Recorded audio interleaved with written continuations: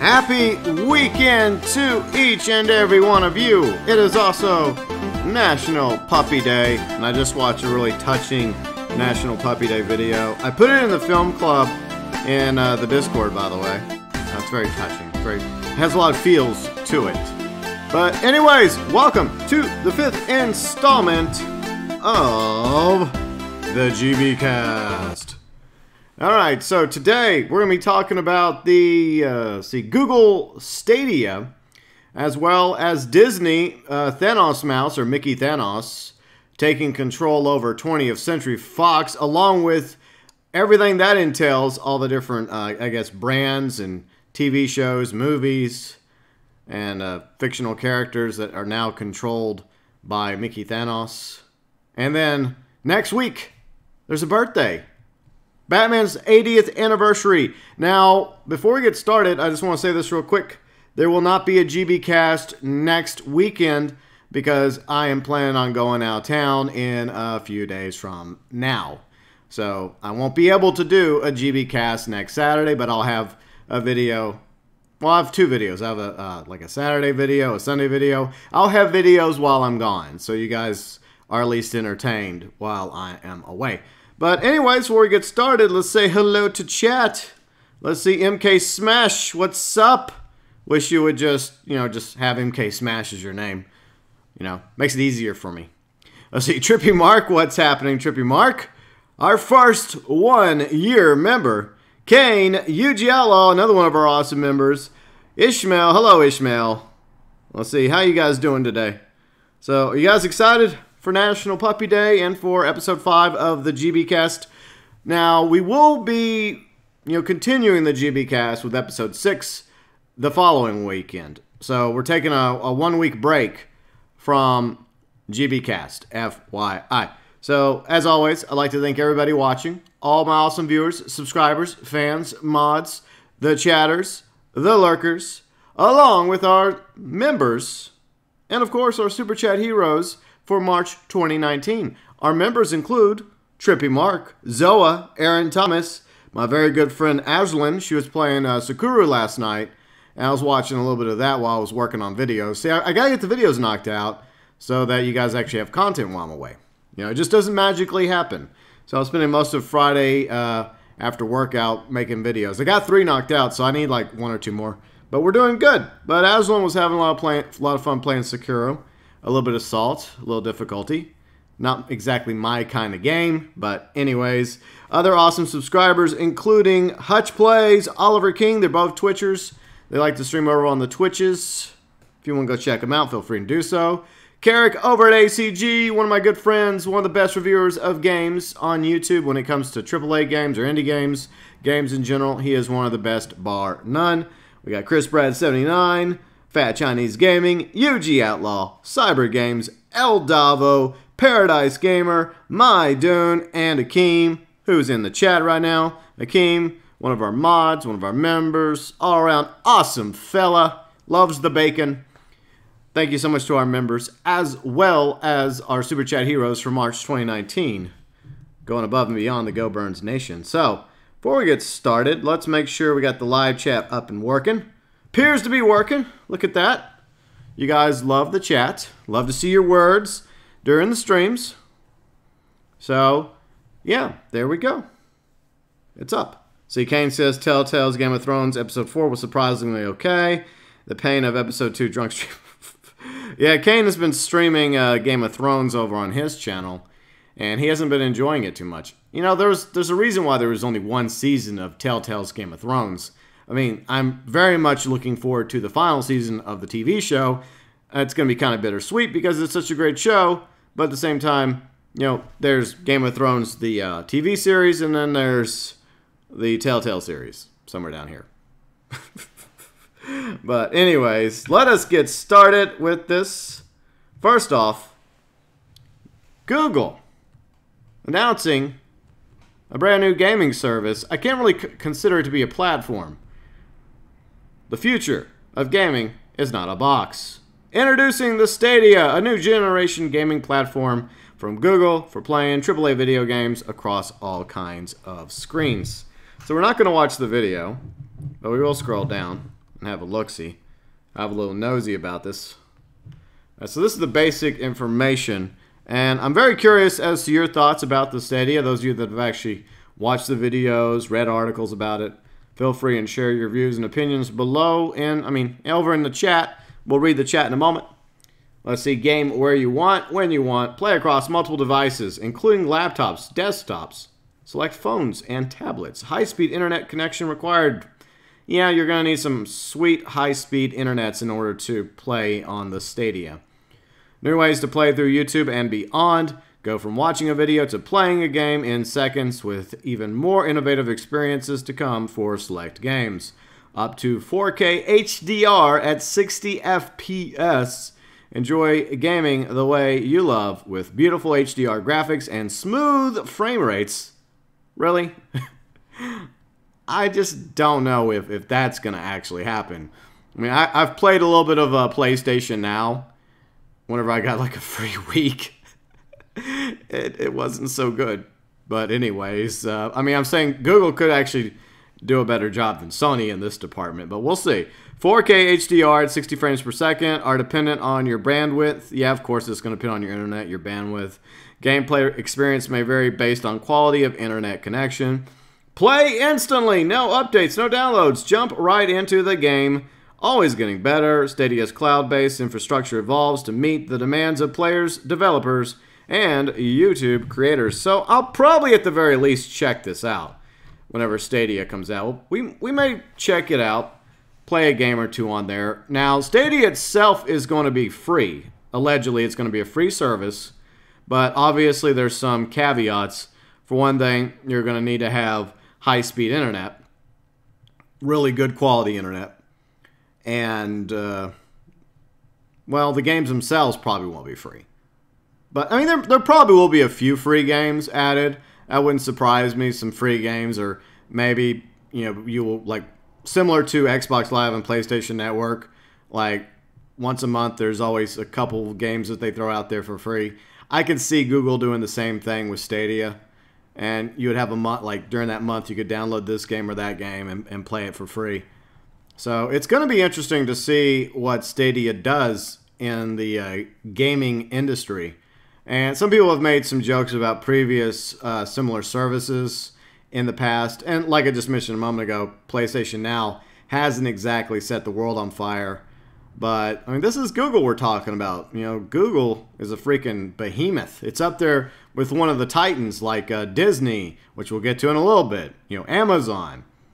So I think that Google's probably put a lot of money behind this and a lot of research. And I feel like that at the very least, this is going to be a potential game changer for better or worse for the gaming industry. So let's go and have a look-see at what the chat thinks about this. All right, let me read what chat has to say. Let's see. Ishmael Bethesda was able to run Doom Eternal on Google Stadia, but with low camera quality. So yeah, that's definitely able to have a good time with the... I see it already. I see it in the chat.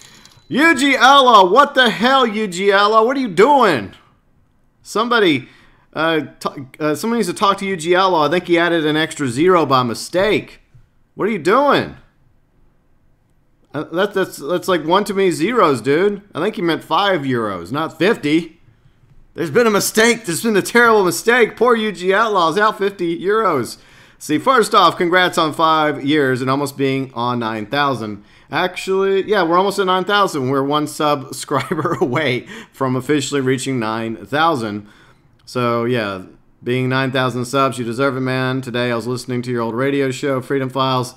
You have a talent. And, yeah, over on the political channel. I do still have some of the older stuff from the old days of the political channel. Some of the Freedom Files days. Not everything. I've deleted a lot of shit. But there's still a little bit there that I left up. A lot of the stuff I deleted is just stuff that I no longer agreed with or didn't really care for too much. I'm like, yeah, I'm deleting all that. But I left a few things up over on the political channel. Some of the really old stuff that obviously predates this channel. But I really do appreciate that, UG Outlaw. See, it was no mistake. You meant it. Dude, that's just crazy. 50 euros, man. 50 euros. That wasn't... I mean, that means a lot to me. It really does. It means a lot to me whenever you guys donate anything, whether it's a euro, a dollar, or a pound, or even more. It was not necessary at all, but very much appreciated. UG Outlaw, we will throw that on the March 2019 wall for the remainder of the month. Let's see, but we are almost at 9,000. Yes, we are. Let's see, Molotov Michelle. What's up, Molotov Michelle? How you doing? Hope you're doing well. UG Outlaw just threw us off topic. Hashtag blame UG. It's all his fault. Well, we're going to get back on topic in just a second. Let's see. Yeah, Kane, you, me, and Dark Apollyon were talking about Stadia the other day, but we're talking about it today as well during the GB cast. That was off stream. You know, that conversation was off stream. This is on stream. You know? Let's see, it came. Let's see, I tried the beta. They let you play as Ass Creed. It wasn't bad at all, but you have to have really good internet. Yeah, that's going to be the major deal breaker for the Stadia is internet issues. Trippy Mark, I see I watched the Stadia personally. I'm not expecting much, but I'll try it out. Let's see, Kane, I need top-notch internet. Well, Google just lost a sale for me. Well, the thing is, apparently the service itself is going to be free. I mean, you can buy a controller, and we'll talk about the controller does all the color changings from green to orange to red. See, I think you're going to be able to like use like almost any type of controller to play on the Stadia, including like an Xbox One controller, which you can obviously use for PC gaming, not just for the Xbox One. But I think there's going to be some benefits to getting the Stadia controller. Maybe. Let's see, Archangel. What's up, Archangel? I don't know about this Google video game thing. You really need good internet. That isn't the case for some people. I don't like it. I don't think it will work. They claim that it's like perfect, flawless, but I will believe it when I see it. Yeah, GB, Kane. You did it wrong. Hashtag fail. Let's see. We all love you too, UG. And we love everyone else watching. See, Archangel, see, with 5G coming out next year, that might fix internet speed. So, yeah, this could be in conjunction with 5G. Of course, some people have had negative things to say about 5G, which kind of gives me the fear a little bit about what 5G could end up doing. Some say it could, like, cause tumors and scramble our brains and all sorts of wonderful things. But I don't know. I really don't know what 5G is going to do. I'm kind of hesitant about getting 5G. I still have like LTE on my ancient iPhone 6.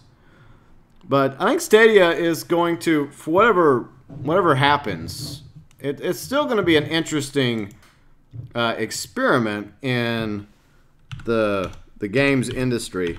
And it could change everything. Or then again, you know, it could just be one of those side notes that we talk about. And in the end, leads to not much. All right, I'm looking for an article regarding the Stadia controller. Okay, I guess we'll go to IGN. We'll go over to the IGNs. Let's see, MK Smash. Don't tell Kane what to do with his icon. He changes his Discord avatar all the time. He can't help himself, though, okay? He can't help himself. He has an issue. It's called Discord avataritis. It's like he can't be happy with just one avatar for his image. He has to change it. He's seeing a doctor about it. I think he's taking some medication, too. Just kidding, Ken. Okay, so let's go to this article real quick and talk about the controller. Because, you know, a lot of people might be interested in this controller. Or may not be. And, like, what do you guys think about the controller? What's your honest opinion? I mean, let's just go by looks. Let's go by looks. I mean, it doesn't look too bad. It looks alright. I think I'd want the one in the middle, the black one. I like that one. Which one do you guys want? Do you guys want the white one or the light blue one? I think if I buy one, I think I'm gonna get the one in the middle. Like, which one's the sexiest of the three? I mean, if you are gonna get Stadia, are you willing to also purchase the controller as well? Kane, let's not talk about the Thanos frog. The less we say about that, the better. I wish you would have never sent that to me. I mean, I already saw it in Discord. It was bad enough I saw it in Discord. Then you had to DM it to me. Let's see. Infamous. What's up, Infamous? Let's see. Trippy Mark says the controller is very Xboxy. Yeah, it does have kind of an Xbox vibe. Let's see. Infamous likes the black one. Let's see, Hakime says he'll stick with his Xbox One controller. Let's see, MK Smash says the white one. So it looks like the light blue one on the right side's not giving that much love. It's not getting enough loving. No, it's not. So let me do a little side-by-side comparison. Hold on. All right, so there is the Xbox controller. It actually looks more like a like the Switch controller. Let me go get my Switch controller. I'll be right back. And talk amongst yourselves, and just gaze at all in these controllers. I will go grab the thing.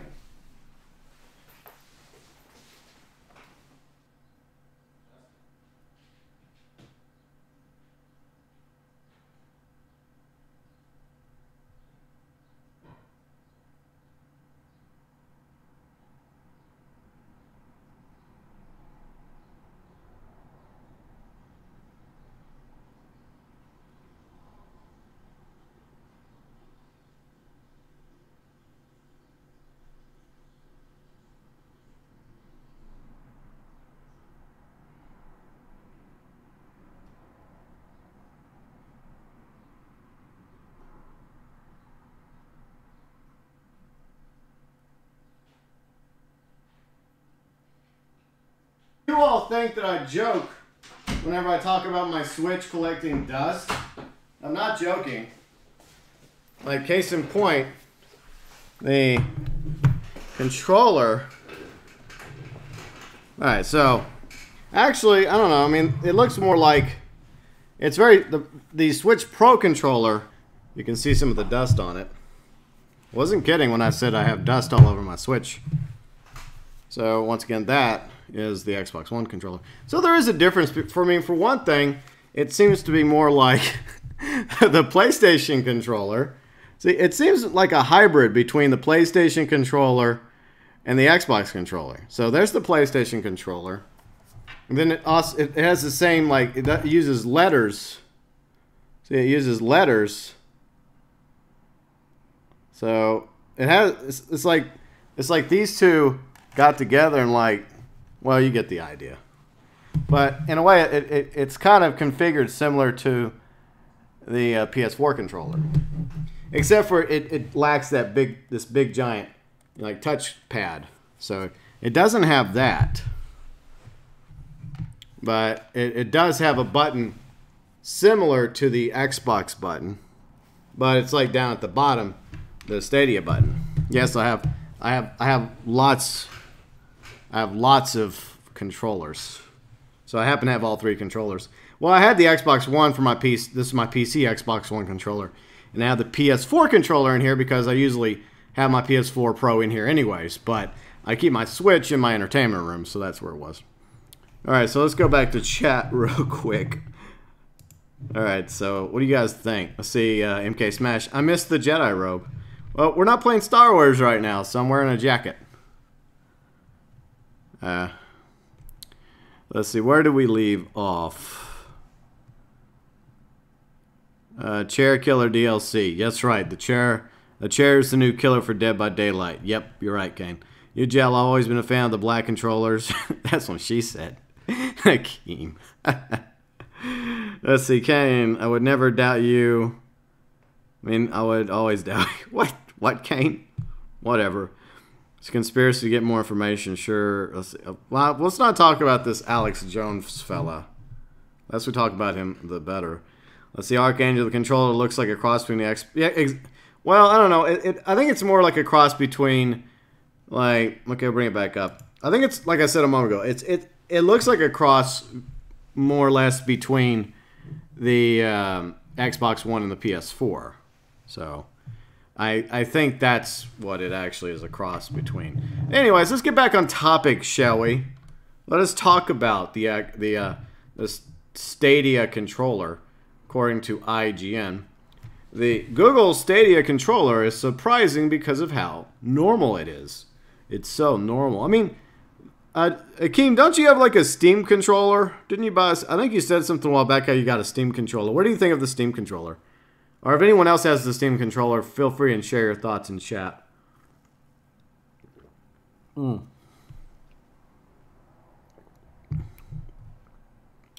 It's the PS4 buttons. No, well, anyways, we'll go back to our side-by-side comparison in a minute. Let's first learn more about the Stadia controller. And guys, what do you think of the name Stadia? What do you think of that name? It feels like it's short for stadium, right? Feels like it's short for stadium. Alright, so let's see, a controller familiar to hardcore players, but accessible features in mind. Let's see, by Jonathan Dornbush. Let's see, during my time speaking to Google's Phil Harrison about the Google Stadia reveal, I got to actually see and hold the Stadia controller. Ooh, ooh, can we touch you? Ooh, he got to touch it. Ooh, he's special. Let's see, and the biggest surprise about it was that for a controller paired with the streaming platform aiming to spark a revolution, it feels so familiar. Let's see, I didn't get to play anything with the Stadia controller, but holding it felt immediately comfortable and recognizable. What? We need some like romantic music going on here. Or porn music. I mean prawn music. Let's see, it had a rough shape and grip of the Nintendo Switch Pro controller. Okay, so it says it does like have a shape and grip of the Nintendo Pro Switch controller with the symmetrical analog stick layout of the PlayStation 4 DualShock controller, you know, like that. So yeah, so there's that. And then there's this, my dusty Switch Pro controller. Let's see, there's a nice heft to the controller, getting close to the indescribable Dream Controller weight, midway between a hollow piece of plastic and a smooth rock. Wow. He's going all out in this, just describing it all sexy and stuff. Half the controller had more textured, rubbery feel to it, while the more plastic faceplate seemed sturdy and well made. A representative declined, however, to discuss. Let's see, the bright white of the controller I held looked beautiful. Beautiful! Though I imagine it will be easy to see any dirt or grime in the build. But it doesn't really matter if it's white or black, as you guys may have just noticed on my Switch Pro controller. It doesn't matter either way. While the pop of the orange offers a nice stylistic accent, the black to the black and white design. Let's see, and the button layout felt familiar and responsive. The analog sticks moved as well as I would expect. Button and triggers clicked and sprung back well, and a few additional elements like buttons for Google Assistant, video capture never got in the way of more traditional button setup. And while the Konami code appeared on the controller in its reveal video, the version I went hands-on with did not have the code inscribed on it. Okay. Let's see. Overall, the control felt as well-produced as any other first-party controller I would expect, and I can't talk. I would be pretty happy to comfortably spend a few hours straight playing a game with it. I came away impressed by the design, but also surprised by the familiarity of the build Google went with. While I initially thought such a traditional hardcore controller was at odds with the additional buttons, they make sense in context. Let's see, as Google endeavors for Stadia to bring streamers and players more closely together, giving every player the option to just press a button and capture gameplay to upload to YouTube, blurs the line even further. The capture button on the Switch and the PlayStation 4 share button on the DualShock 4 are great word blah blah. I know what they're talking about. I like the capture feature on PlayStation 4. You know, whether it's screenshots or just some video you want, because there is a built-in game capture for the PS4. Definitely a pro for the PS4.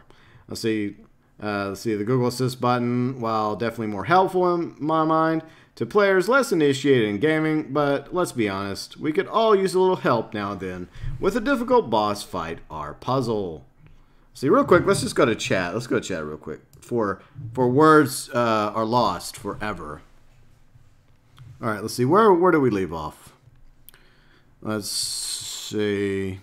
Tribute Mark. Let's see. It's the PS4 buttons, but Xbox look. I don't know. I mean, I would say it's the Xbox buttons. See, I mean the analog sticks are similar to the PS4, but see, they use the same like ABXY. So that's the same thing for the Stadia as it is for the Xbox. But let's see, where were we?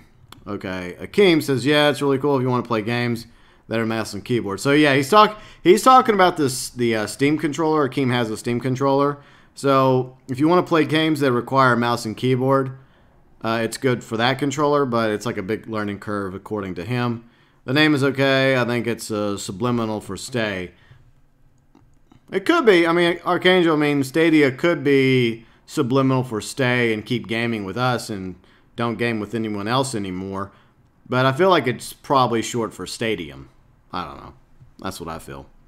See, Hakime says you can customize almost everything with the Steam controller. Cool. Let's see. Tribute Mark, name Stadia, I think. One guy got drunk watching American football and made the name. Maybe. Maybe that's what it is. I'm sure Google had like a shit ton of names for it. And somebody just came up with Stadia. And they just went with it. Let's see. Kane says they should have called it Don't Be Evil because Google are evil now. What Don't Be Evil used to be Google's what motto, right? That used to be their motto, I think, a long time ago. I don't know if it is anymore. Infamous. Let's see. I think they really want people to jump platforms at this stage. They need big exclusive games. I agree. I think that it's going. I wouldn't be surprised if Google does end up getting some exclusive games. I mean, they're going to definitely try and get their own piece of the gaming pie. But yeah, whether or not those exclusive games turn out to be worth, jumping on board Stadia for remain to be seen. See, Lee, what is up, Lee? Sounds like he is describing a sex toy. Yeah, I know. Like, what the hell is this guy describing? A controller or something else?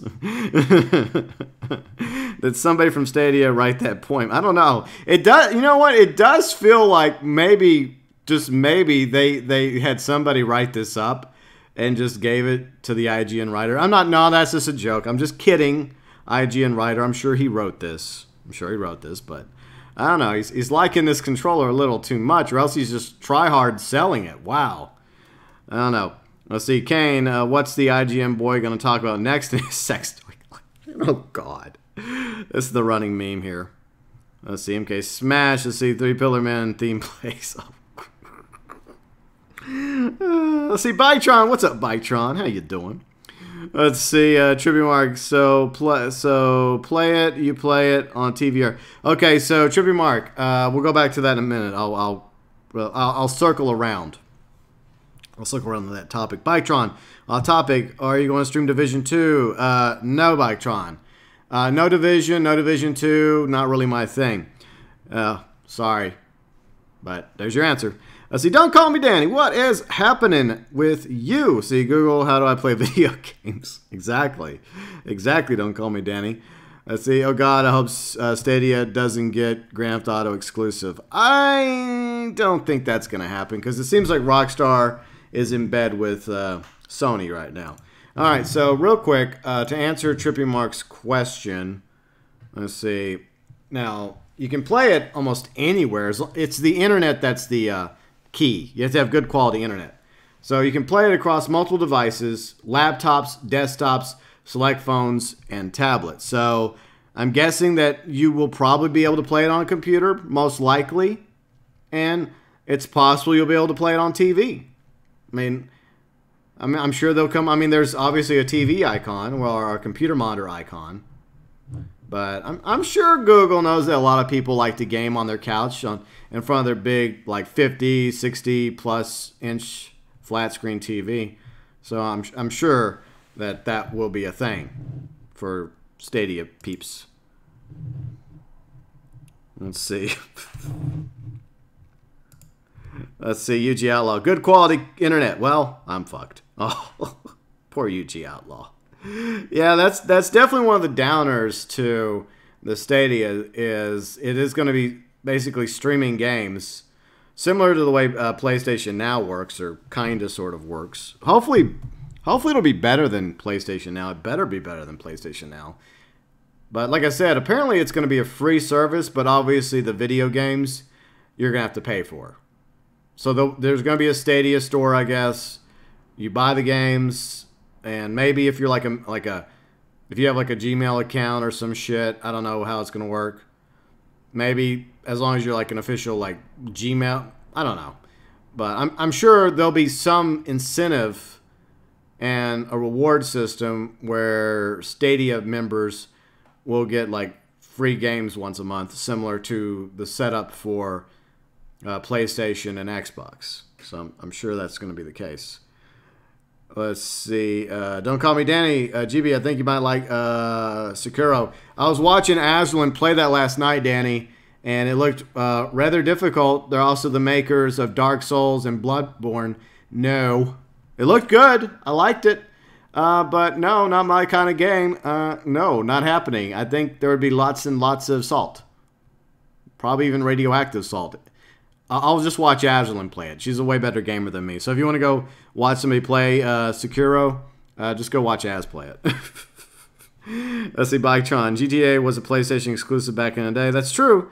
The very first PlayStation, the very first PlayStation, the very first Grand Theft Auto. You know, the top-down Grand Theft Auto from 97, 98. Boom. That was the very first one I played. Let's see, UG Outlaw is, oh, you're talking about Danny. Let's see, Archangel, I can't afford to pay for faster internet, and that's going to be a negative, a major negative, because not everybody has like good, like top-notch, high-speed internets. So it's going to be difficult for people to play Stadia, even if it is a free service, even if there are free games on it. See, Trippy Mark, at least I got amazing internet. Be good to try it, but not expecting to get better than Xbox or PlayStation 4. I agree, Trippy Mark. I agree entirely. I think that despite the fact that Google obviously has tons and tons of monies and have put probably a lot of money into research and building up the infrastructure for Stadia, along with this sexy controller, which you're going to read more about in a second, yeah, they're kind of behind, right? Because you already have Xbox Live and PlayStation Network, you know, Microsoft and Sony. You know, they're kind of veterans at this thing. Plus, you got Nintendo there, even though their online service isn't that good, but still, they make good quality games for the most part. But at the same time, yeah, it's going to be interesting to see what Google brings to the gaming fight, the gaming war, with the Stadia and the Stadia controller. Real quick, let's see. Grey Gamer, what is happening, Grey Gamer? How you doing? We're just doing a little GB cast. We're talking about the Stadia, along with the Stadia controller. This article from IGN. Continuing, it's a very sexy article, by the way. Let's see, the writer asked Harrison about the discrepancy, though, in wanting Stadia to reach a wide audience, possibly those who don't play traditional console or PC games as regularly as others, with a controller that is so similar to what we've already experienced. And, yeah, I mean, it's obvious that they borrow some things, well, borrow some things from the Xbox controller, the Switch Pro controller, and the PlayStation 4 controller. What a surprise. Quote, to reach the biggest possible audience, probably a one-button controller is what you need, Harrison joked, but that would be a little bit limiting from a game design point of view. Well, back in the day, like Atari had the joystick. I mean, that worked pretty well back in the day.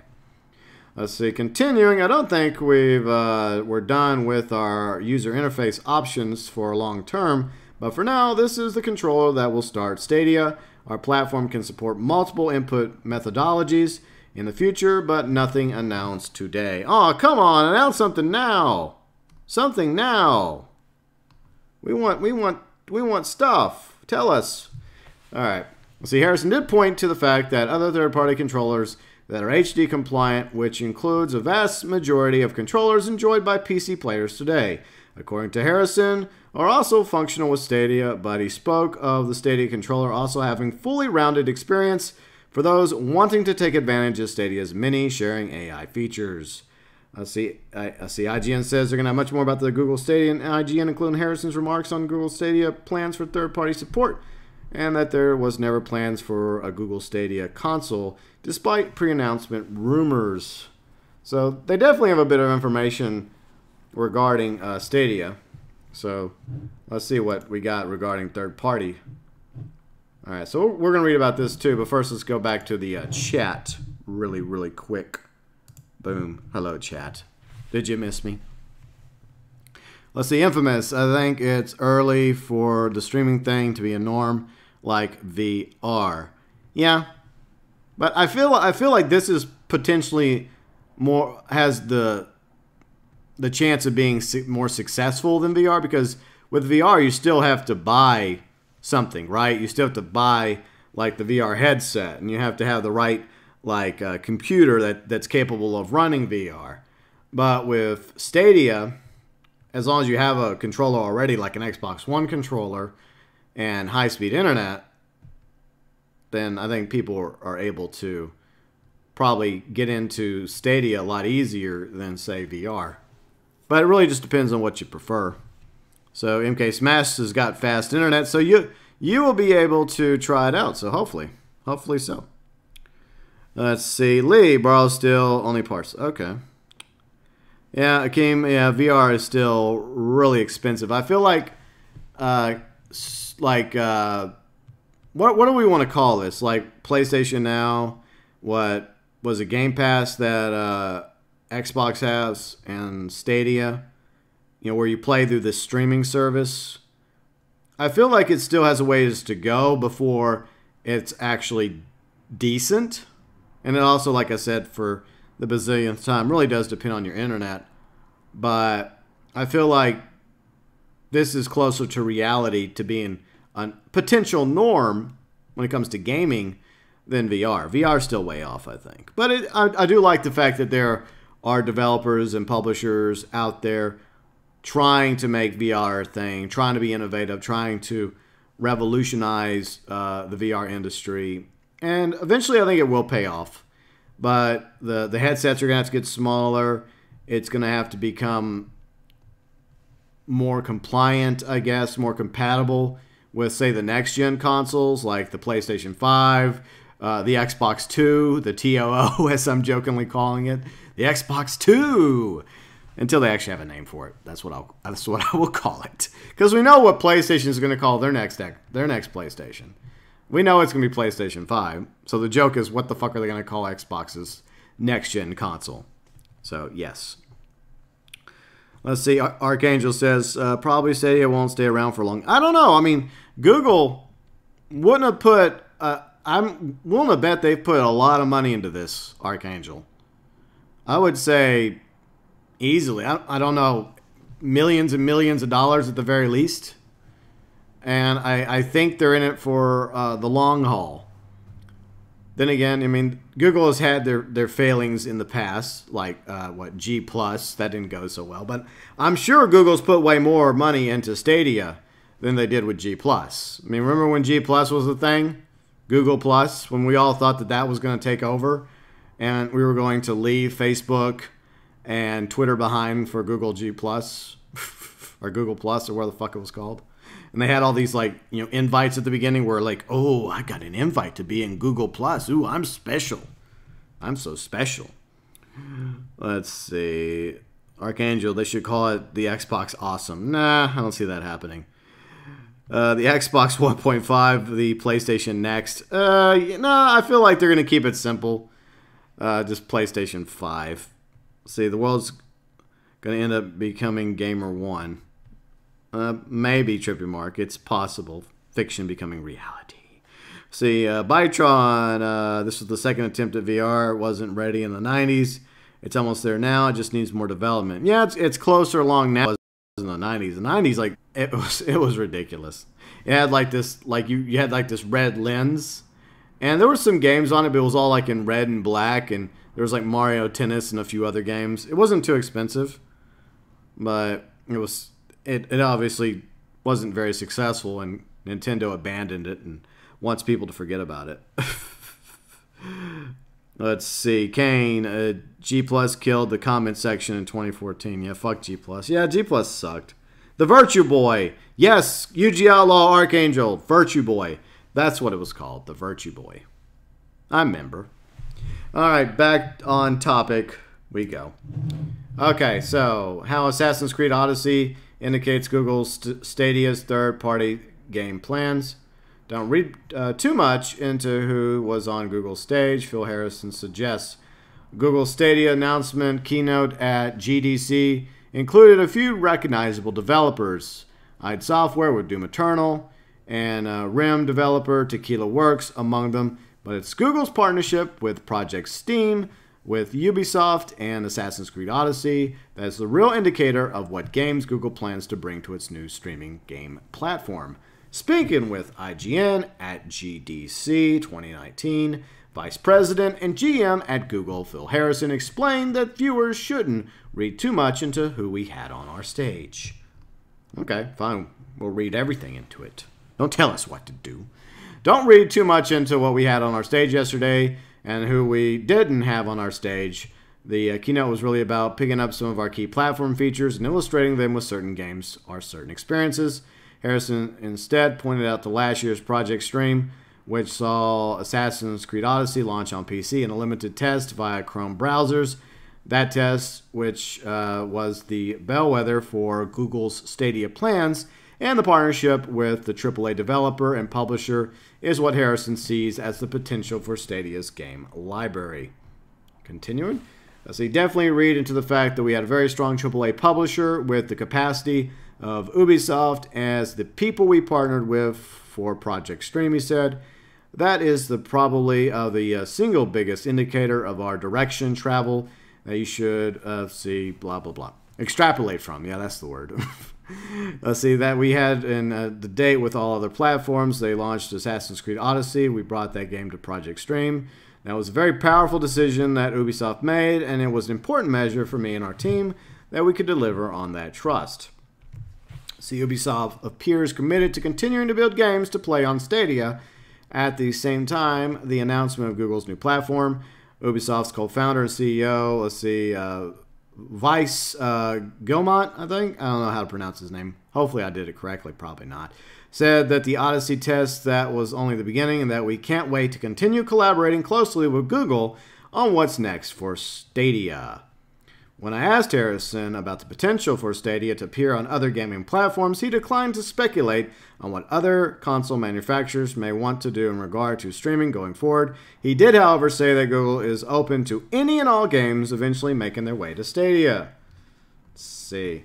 We would welcome any and all games to our platform, and whether that's now or in a few years from now, it's great. While Harrison and Google will not at this time comment on other launch lineup or potential Stadia library questions, he did point to the already announced event this summer in North America, where more consumer-focused details like Stadia game lineup could be revealed in more detail. Okay, so I think that's probably pretty much enough information to digest regarding Stadia today. See, Biketron, let's see, Nintendo VR was terrible. It was. Let's see, Hakime, I have R-Zone headset from back in the day. So, final thoughts about Stadia. If anyone has some, feel free and chime in the live chat before we move on, topic-wise. I think that Stadia will, I don't think it's going to end up dominating the market. The one thing that stops Google is internet.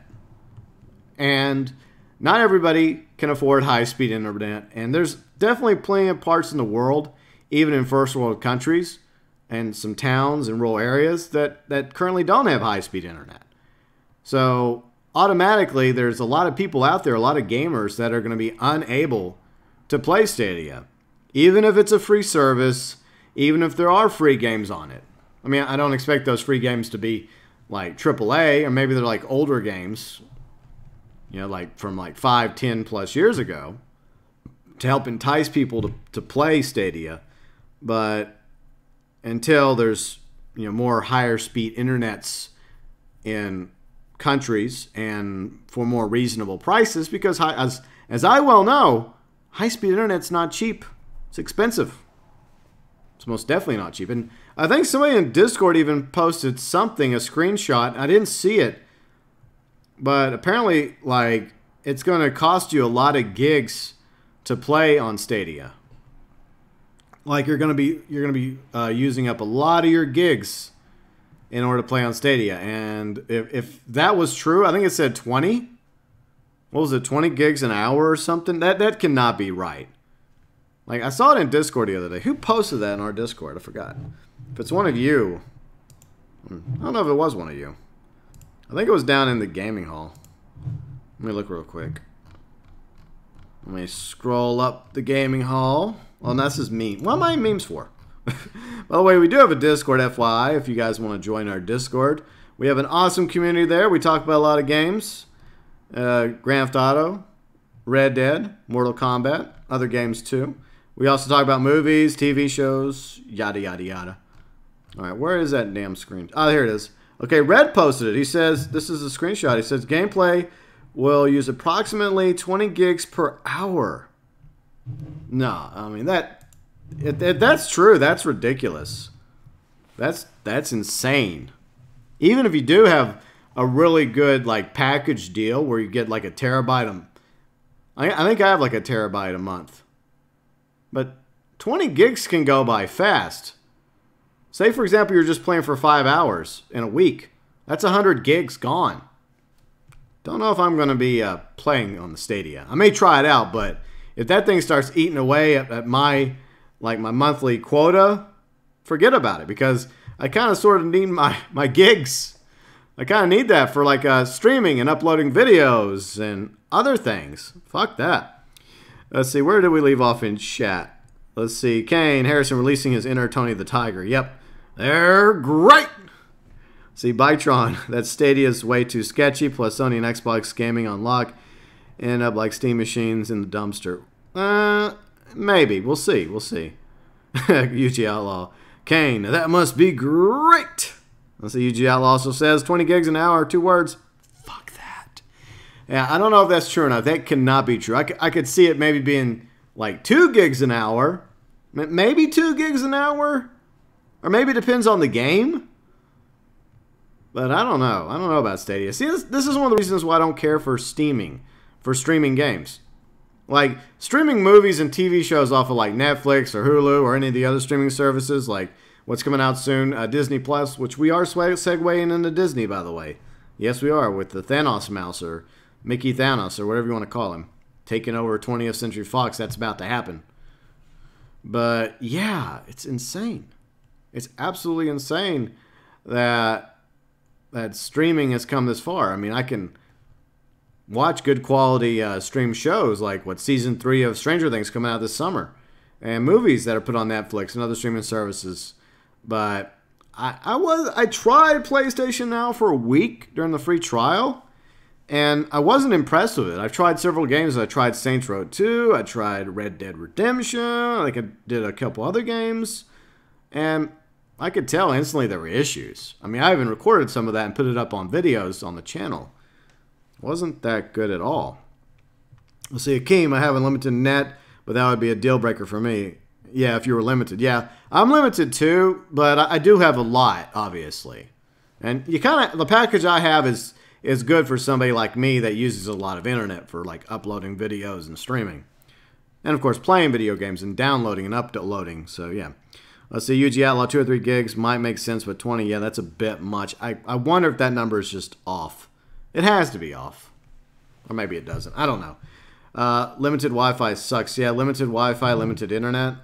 So there's a lot of factors to consider as to whether or not Stadia will end up ultimately being successful. I don't think it's going to like end up dominating the gaming market, but I think it has potential to get its own piece of the pie, its own slice. And I think it's not out of the realm of possibility of it being a profitable like new wing of the Google empire. It's not going to be as big as, say, Sony or Microsoft or Nintendo or Epic, the Epic Store, or even what's left of Steam. But, you know, I think it'll be okay. I think it'll be all right. And I think there'll be people that like it. And I'll definitely try it out depending on what games come with it. Especially if there's free games, and I'll see if it's worth getting whenever the time comes. I mean, it's a free service. The only thing you're going to have to pay for is the games and maybe the Stadia controller if you want the Stadia controller, unless you just want to use your trusty Xbox One controller if you already have one. Let's see, Bytron, think about it. We have Sony, Microsoft, Nintendo. Do you really think they're going to let Google muscle in on their territory, plus really need another system? Well, it's not a system, Bytron. There's not a... Okay, there's no console. There's no console. This is a streaming service that Stadia is going to be running. So there's not going to be a console. There's not going to be a Stadia box. The only thing that's physical is the controller. And you don't really need the Stadia controller. You could just use your Xbox One controller or another controller. But it may benefit you and behoove you if you become like a Stadia gamer to buy a Stadia controller, because there's going to be some benefits to it. Let's see, Daniel, see, that's the way companies that do it to rip off consumers, yeah. See, Hakime, maybe depends on the quality of the game, 20 gigs for Unreal. Yeah, I feel like 20 is like the max, and hopefully that won't be the case, but damn, 20 gigs, that's a lot. Okay, from one empire to another, let us talk about Disney taking over 21st Century Fox, or 20th Century Fox. All right, I'm sorry, everybody, we're moving. God damn it, you guys won't let me move forward. Why won't you let me move on? All right, Who Flung Do? What's up, Who Flung Do? I think they will push innovation more than anything else. Well, we'll see how it goes, Who Flung Do. See, UGLO, I'm always like that with the new consoles. I don't buy it first day. I wait to see how the other games do it first. Okay, so now that we got that out of the way. Okay, guys, can we move on? Can we... do I have permission to move on, chat? Can we move on to a new topic? I feel like we've beaten this one to death. The equine is long since deceased and is starting to smell. And you know, there's not many pieces of meat or bone left on it. Let's see, Daniel. Yes, move on. Okay, thank you. All right, let's move on to the next topic in the GB cast today. By the way, if you're enjoying the stream, like is very much appreciated. More likes, the better. And I hope you guys are enjoying this series. We're going to continue it, but once again, I just want to mention that we're going to not be doing the GB cast next weekend because I'll be going out of town later on this coming week. Going out of town for a few days, visit my sisters. I'm making content for you guys while I'm gone. So there will be no GB cast coming up next Saturday. But the GB cast will be back the following Saturday. FYI. See, Infamous. Let's see, Disney's going ham with these acquisitions. I know, right? Who Flung Do? Flog it again. No, we're done. We're done.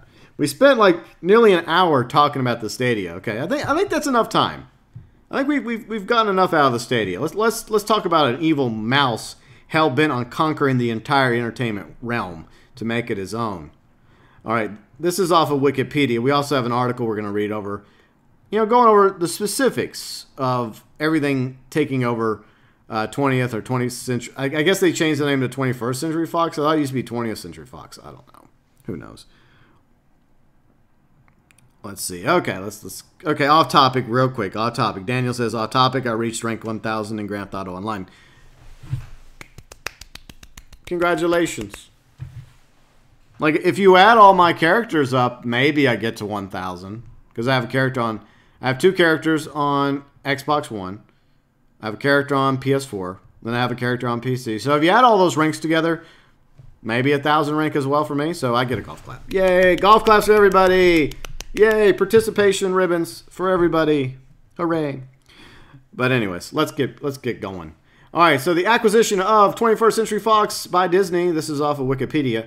An acquisition of 21st Century Fox by Walt Disney Company took place on March 20th, 2019. Among other key assets, the acquisition included 20th Century Fox Film and TV Studios, Fox Television Corp, along with the game, cable channels such as FX, international networks, 73% stake in National Geographic Partners, Indian television broadcaster Star India, 30% stake in Hulu. Immediately preceding the acquisition, 21st Century Fox spun off the Fox Broadcasting Company, Fox television stations, Fox News Channel, Fox Business, FS1, FS2, those are sports channels, Fox Deportes, the Big Ten Network, into the new Fox Corporation. So you now have the Fox Corporation, which is separate from all this. They're in charge of all this other stuff, like Fox News, Fox Business, FS1, FS2, Fox Deportes, along with Big Ten Network. So that's all Fox Corp now. Fox Corporation, our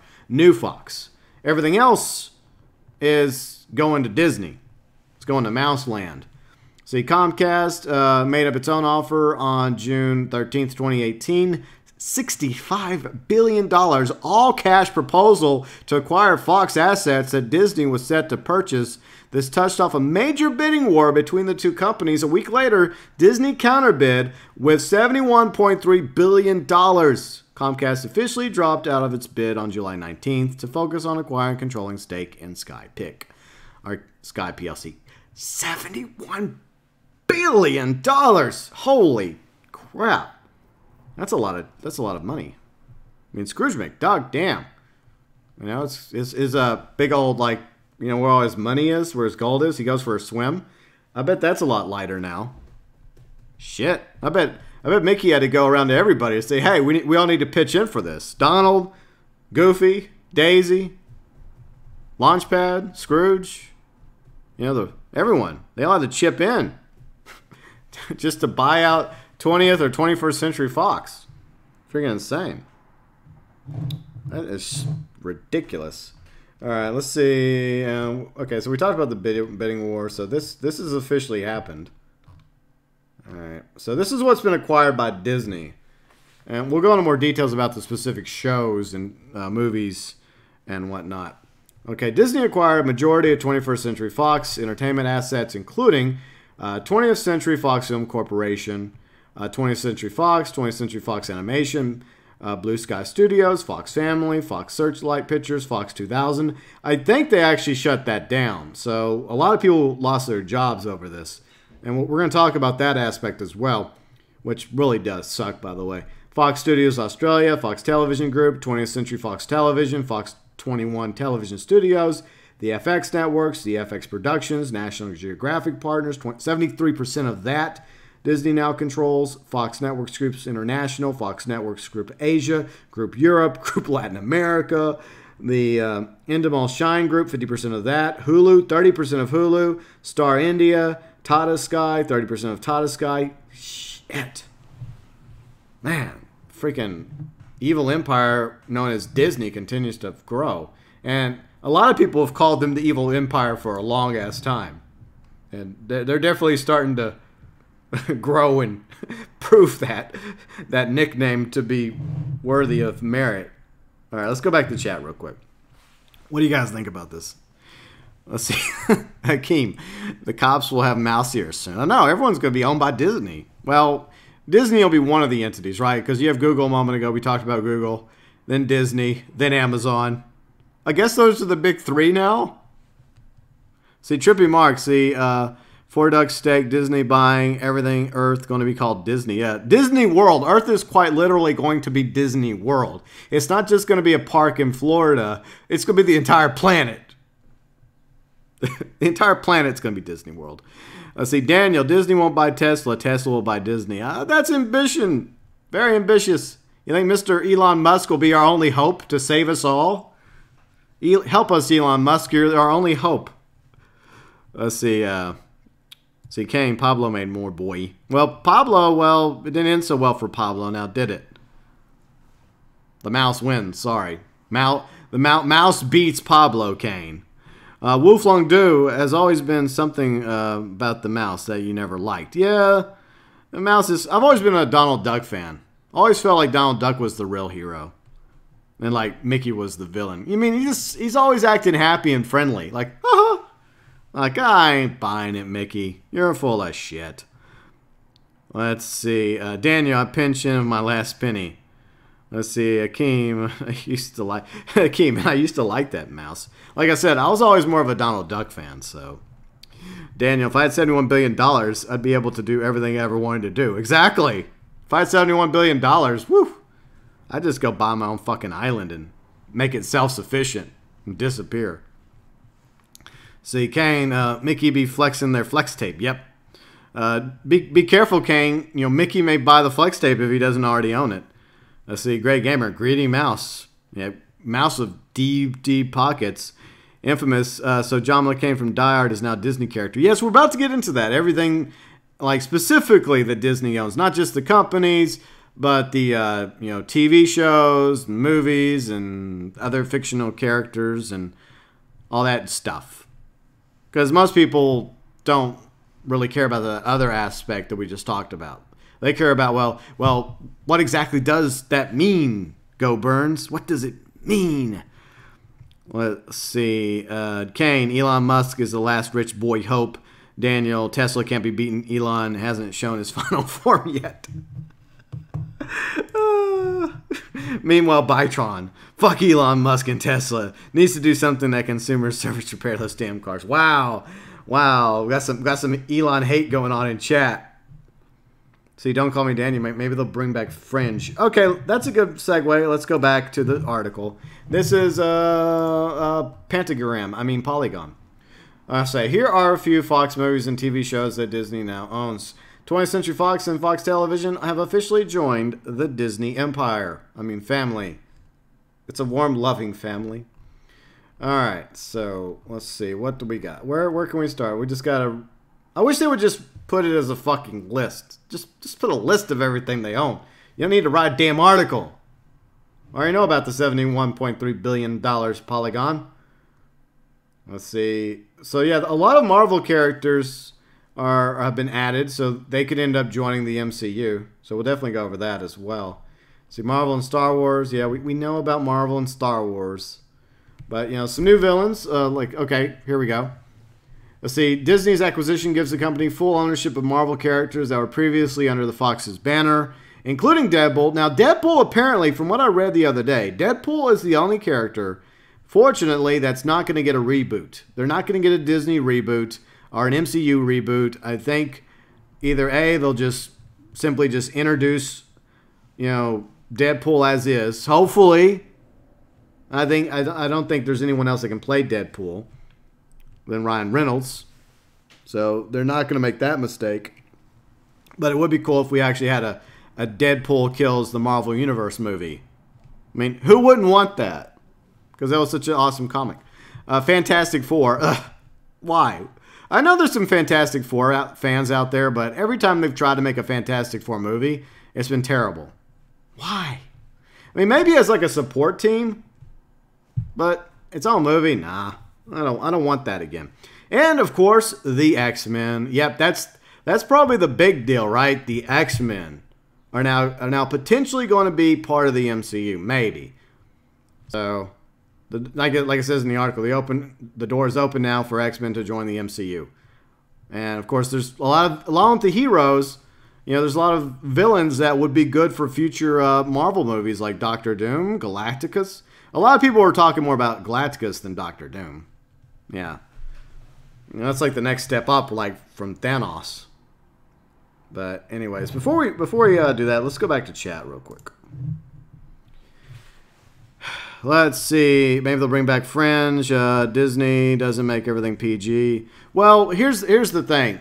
Disney, anything that's not like PG or G rated, they have other like I guess studios that they'll put it under. Like for example, Star Wars. Like at the beginning of the new Star Wars movies, right? Like Episode 7, 8, as well as Rogue One and Solo. You don't see the Disney castle.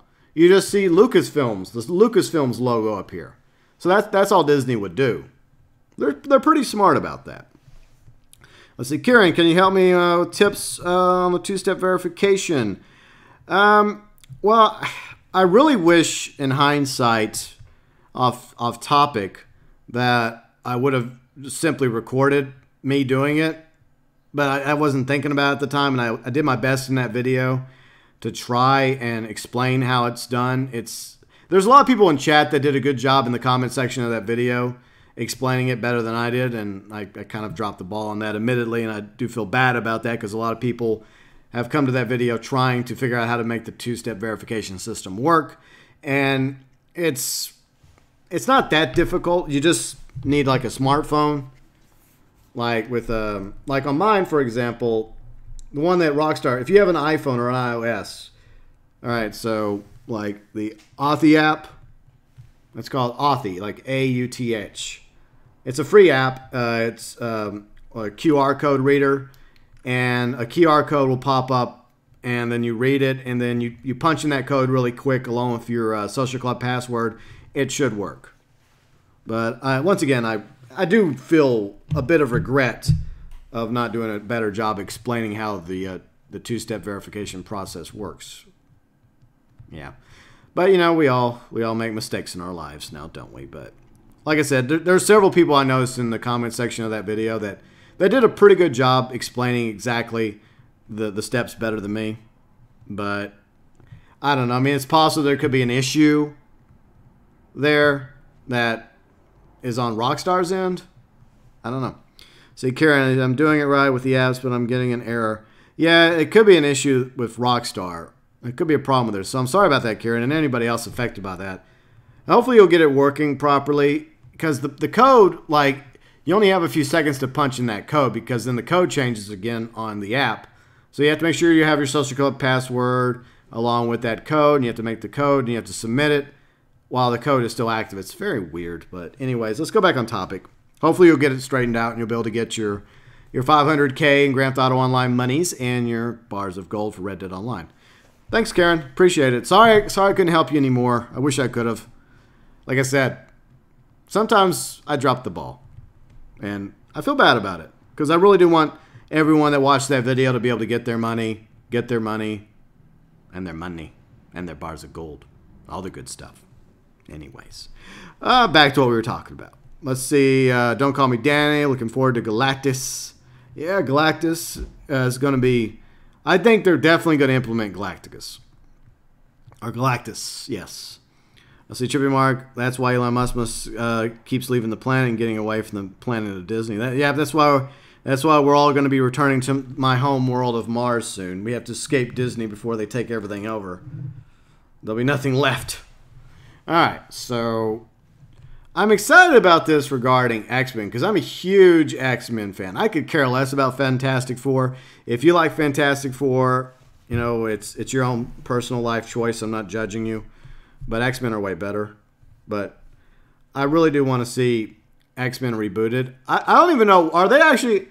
I know there's a Dark Phoenix movie coming out, which really does feel like sadly, a reboot of X-Men The Last Stand. And I'm going to make an admission. I actually liked Last Stand. I'm going to say that right now. I know a lot of people didn't like X-Men The Last Stand. I actually did. And I don't apologize for it. I don't know why people hate X-Men The Last Stand. I don't know why. I liked it. Am I the only one? See, Daniel, no sane man likes the Fantastic Four. Exactly.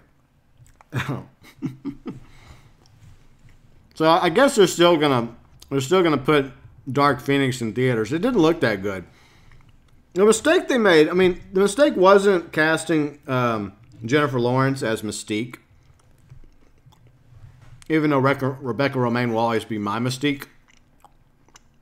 The problem is the decision to make Mystique the main character.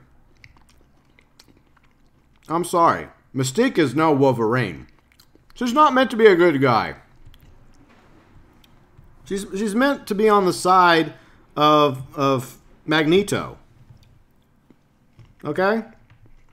And they decided, because Jennifer Lawrence, big A-list celebrity, for whatever rhyme or reason, because she's Mystique, it went from being kind of like an ensemble, like with what, X-Men First Class, which was good, by the way. I did like X-Men First Class. So then they started making it more about Mystique because of Jennifer Lawrence or J-Law. That was a mistake, in my opinion. So, yeah, I don't know. I mean, I'll probably watch Dark Phoenix, but I don't really feel like that it's going to be...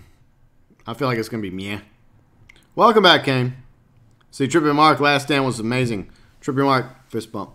Boom. You and me, fist bump. I'm glad someone else likes Last Stand besides me. But I mean, from the trailers of Dark Phoenix, that's what it feels like.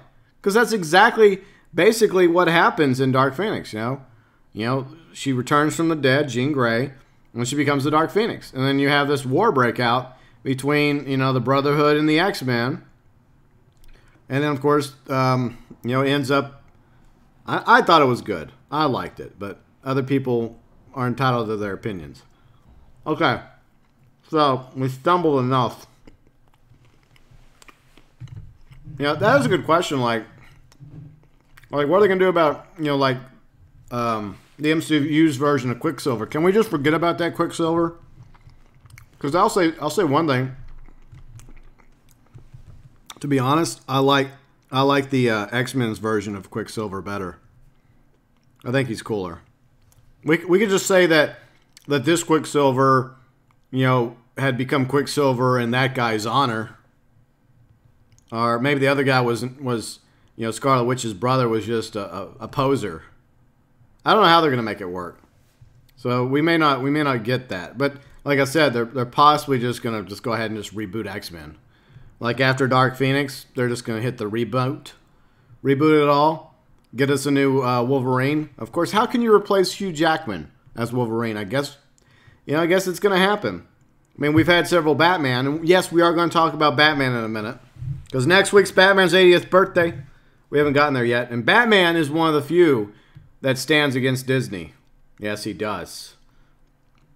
He's like, I stand against you, mouse. You won't buy me.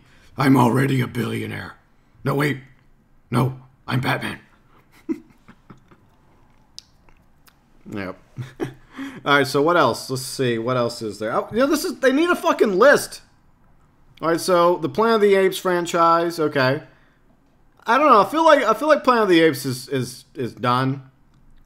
Like the new trilogy, like Rise and Dawn. I loved Rise and Dawn. I wasn't really a fan of War for the Planet of the Apes. I didn't really like that one. I mean, it was okay. A lot of people said it was awesome. But whenever I watched it, I thought it was like the weaker of the three. It was kind of like Batman Begins, Dark Knight, and then Dark Knight Rises. That's how I feel about... I feel like War of the Planet of the Apes is equivalent to Dark Knight Rises. It's alright, but it's the weaker of the three. At least that's how I feel. And then I think the Alien franchise is now going to be controlled by them. Okay, here's some stuff. Here's some stuff. Like we were talking about a moment ago. We got Die Hard, Home Alone. I don't know if we're ever going to see a new Home Alone. Maybe like Macaulay Culkin. How do you... Macaulay. Let's just call him Macaulay. Mac is back. Maybe this time Mac will become the robber, right? And he'll team up with the... Or maybe he'll team up with Joe Pesci...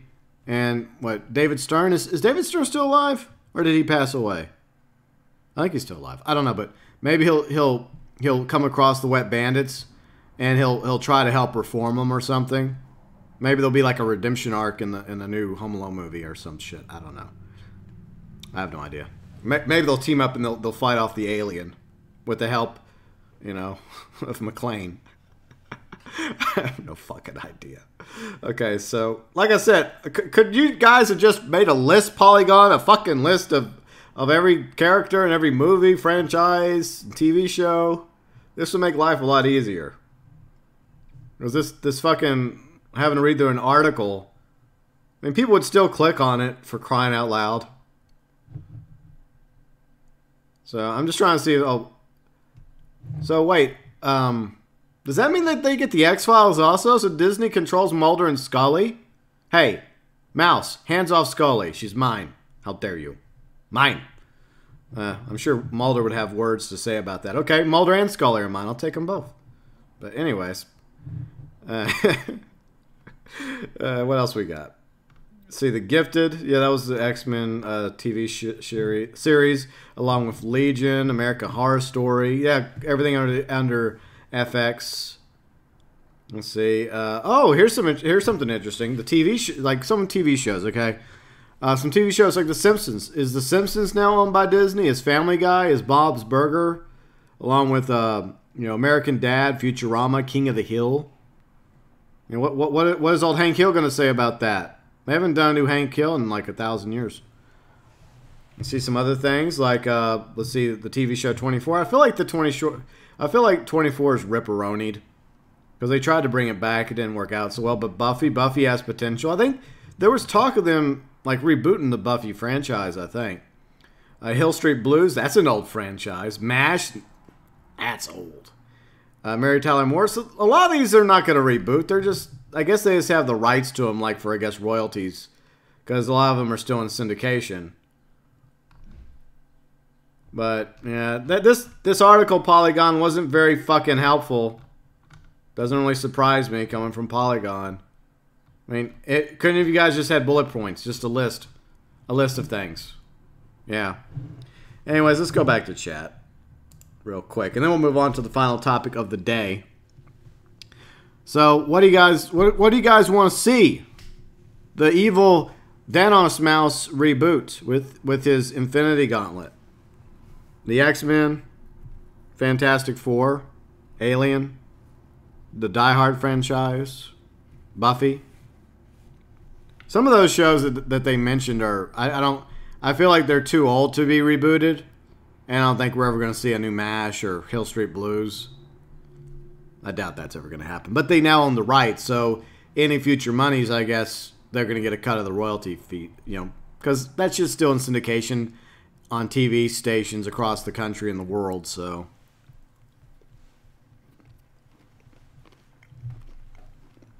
Yeah, Infamous, you know what the mouse needs to do with The Simpsons? Put them down.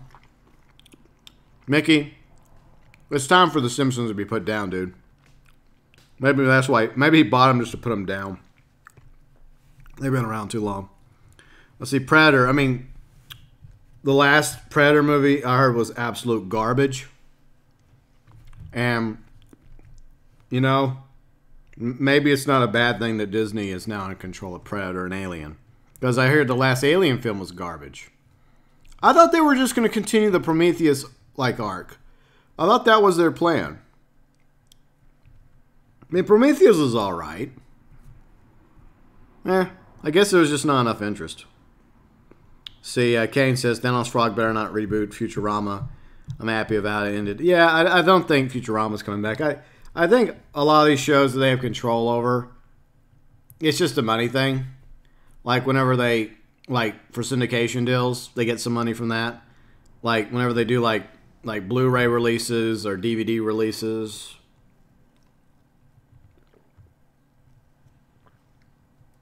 Or for their streaming services like Disney Plus or Hulu, which they now own 30% of Hulu now. So they can put a lot of that shit over on Hulu if they want.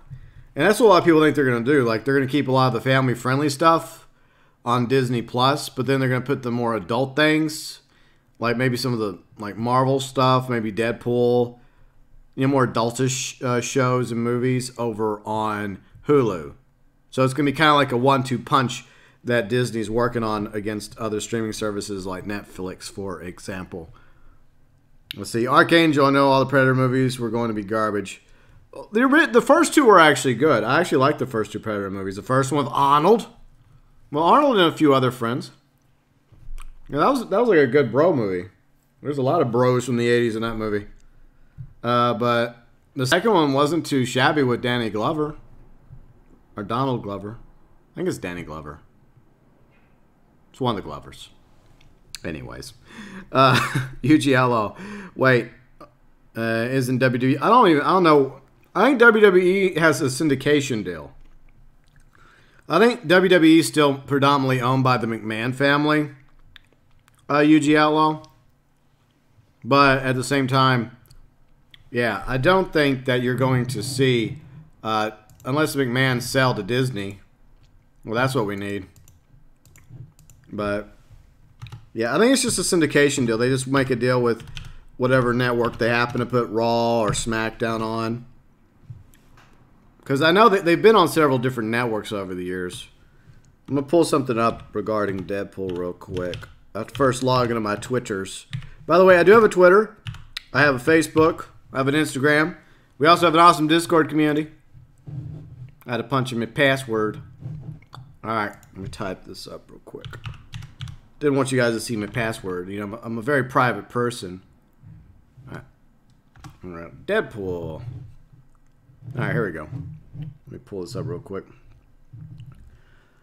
Let's see, what we got? See, Deadpool is Fox too. Yeah, Deadpool is Fox. Yeah, we talked about that a moment ago. We're going to talk about that once again. Infamous. Let's see, Trippy Mark, Last Predator was okay. I don't know why so many people had issue with it. It looked like crap to me, but everyone has different tastes. Maybe it's better. Maybe if I actually watched it, it would be better than I thought. I just heard a lot of people ripping on it. Let's see, Archangel, the first two Predator movies were good. Yeah, Exactly. See, Biketron, call me out of touch. Is the Simpsons still on? Yeah, they're still on. UG Outlaw. Mickey Mouse is going to be the next WWE World Champion. Hey, look, I would pay to watch Mickey Mouse beat the shit out of Ronda. That would be funny. I don't like Ronda Rousey, some of you know. No. Back it up.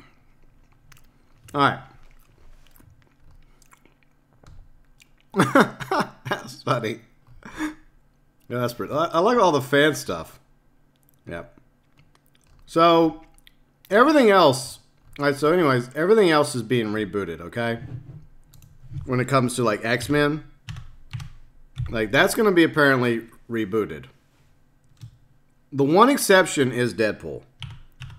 It's already come out that Deadpool will not get rebooted, which is good. I don't want Deadpool to get rebooted. I like Deadpool the way it is. So this is what Ryan Reynolds posted the other day on Twitter. Feels like the first day of pool. Ronda lousy. Yeah, she is lousy. But so yeah, they're not going to reboot Deadpool. So good job, Mouse. Yeah, you don't want to do that. You don't want to get on Deadpool's bad side. We like Deadpool just the way he is. Thank you very much. So I'm sure we're going to get more Deadpool movies. And like I said, this opens the door for even more interesting Deadpool MCU action. I hope they do. I mean, they can still add Deadpool to the MCU in a weird, funny way. They don't have to put him in the main movies, but just you could have cameos, right? You could do like cameos. Like in what Deadpool 2 when you know some of the X-Men were happened to be chilling in a room and then Beast closed the door, you know, before Deadpool could turn around and see if they were in there. So that could happen. But hopefully Disney will just let Ryan Reynolds and the team behind Deadpool just do their thing. And maybe we'll actually get an X-Force movie. Maybe. That'd be kind of cool. Anyways, I think that's enough of that for now. Let us move on from Deadpool to my favorite comic book character of all time. He's about to have a birthday. Batman. That's right. Na na na na na na na na na na na na na na na Batman. Because you know, if there's one that stands against the mouse, when everyone else is being bought left and right, from the Avengers to the X-Men to the Fantastic Four, there's one that stands against Disney. The Dark Knight himself, Batman. I mean, yeah, he's 80 years old. Yeah, see, you jello, Batman, now you're talking. Hell fucking yeah. So, I know this is next week, okay? Look, I know that his birthday is not till March 30th. However, I will not be here on March 30th. So, we're celebrating Batman's birthday a week early. If you have a problem with that, too fucking bad. Like I said, I'm a huge Batman fan. I love comic books, but Batman's always going to be number one to me. I'll explain why in a minute. See, Biketron, dear Lord, the Simpsons are... Yep, they're still on. It's sad. Reality. They've been on for like 1,000 years. Let's see, Infamous. What Bruce Wayne is disguised, not the Batman. Well, that's what you know, Katie Holmes says at the end of Batman Begins, you know. Whenever Bruce starts talking about his mask, and then she puts her hands on his face, and she's like, no, this is your mask. Like, his face. Like... And then she says, your real face is the one that criminals now fear. So that is the truth. Like, Bruce Wayne is the mask, and his real persona is Batman. And that's one reason why Batman Begins is one of my favorite movies, and one of the best Batman movies. Closely followed by The Dark Knight, but it's easily the best Batman Origins movie ever. I mean, the Batman animated series was also fantastic as well. But anyways, as I munch on my walnut brownie. Batman, and by the way, this is from BatmanNews.com. Perfect place to go for Batman news, by the way. Makes sense to me. Alright, Batman is turning 80 on March 30th. And it's time to celebrate the man, the bat, the legend. Starting today, Batman News will be posting each day celebrating a decade of Batman. They're going to break down the comics, TV, films, general culture. Because of the breadth of his impact on the world, there is no way that we can hit every landmark monument or moment, but we're going to try our very best. So good luck. That is a huge Bat Mountain right there. Of course, you got to acknowledge the creators of Batman. And we got a new subscriber. New subscriber, Leon the Lion. Whelms Darts has become, I believe, our... Do we still have... Is it still, like... Is that 1,000? Is that 9,000 now? Or is it still at 8,999? It doesn't matter. Leon, thanks for the sub. Welcome to the GeauxBurns Nation. But I think the clock is still at 8,999. It could update in a minute. Did it update? Chat, let me know if it updates. But anyways, thanks to the sub, Leon. I love all of our new subscribers. Welcome to the GeauxBurns Nation. So one thing I'm really happy about is the fact that Bill Finger gets credit now. Because he deserves credit. And for the longest time, he didn't get any damn credit. And it all went to Bob Kane. I would say Bob Kane deserves credit too. But so does Bill Finger. So going forward, Bill Finger, you finally get the credit that is rightfully deserved because he had a huge part to play in the creation of Batman. And for too long has he been forgotten, and Bob Kane got all the spotlight. Let's see, we're at 9,000? Okay. Let me look real quick. Let me make sure. Let me make sure. I don't want you guys tricking me. Oh, we are. Okay. Well, you know what we're going to do real quick? This may get me a copyright claim, but I'm doing it. I don't care. Let's do it, guys. It's going to be funny. You guys ready for it? You guys ready for it? Here we go. Yep, we're doing it. 9,000.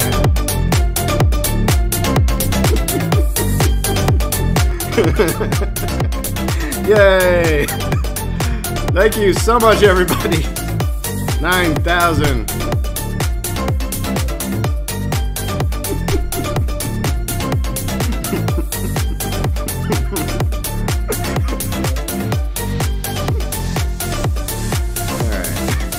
All right, that's enough of that nonsense.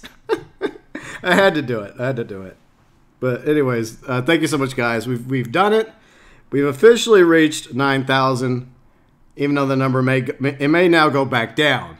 It may go back down now because of that part. But we'll make it official once we have a few more subscribers, because in the past it has gone up and then it would go down again, then it would go back up. But hopefully it continues to climb. But before we continue with Batman, I just want to say this.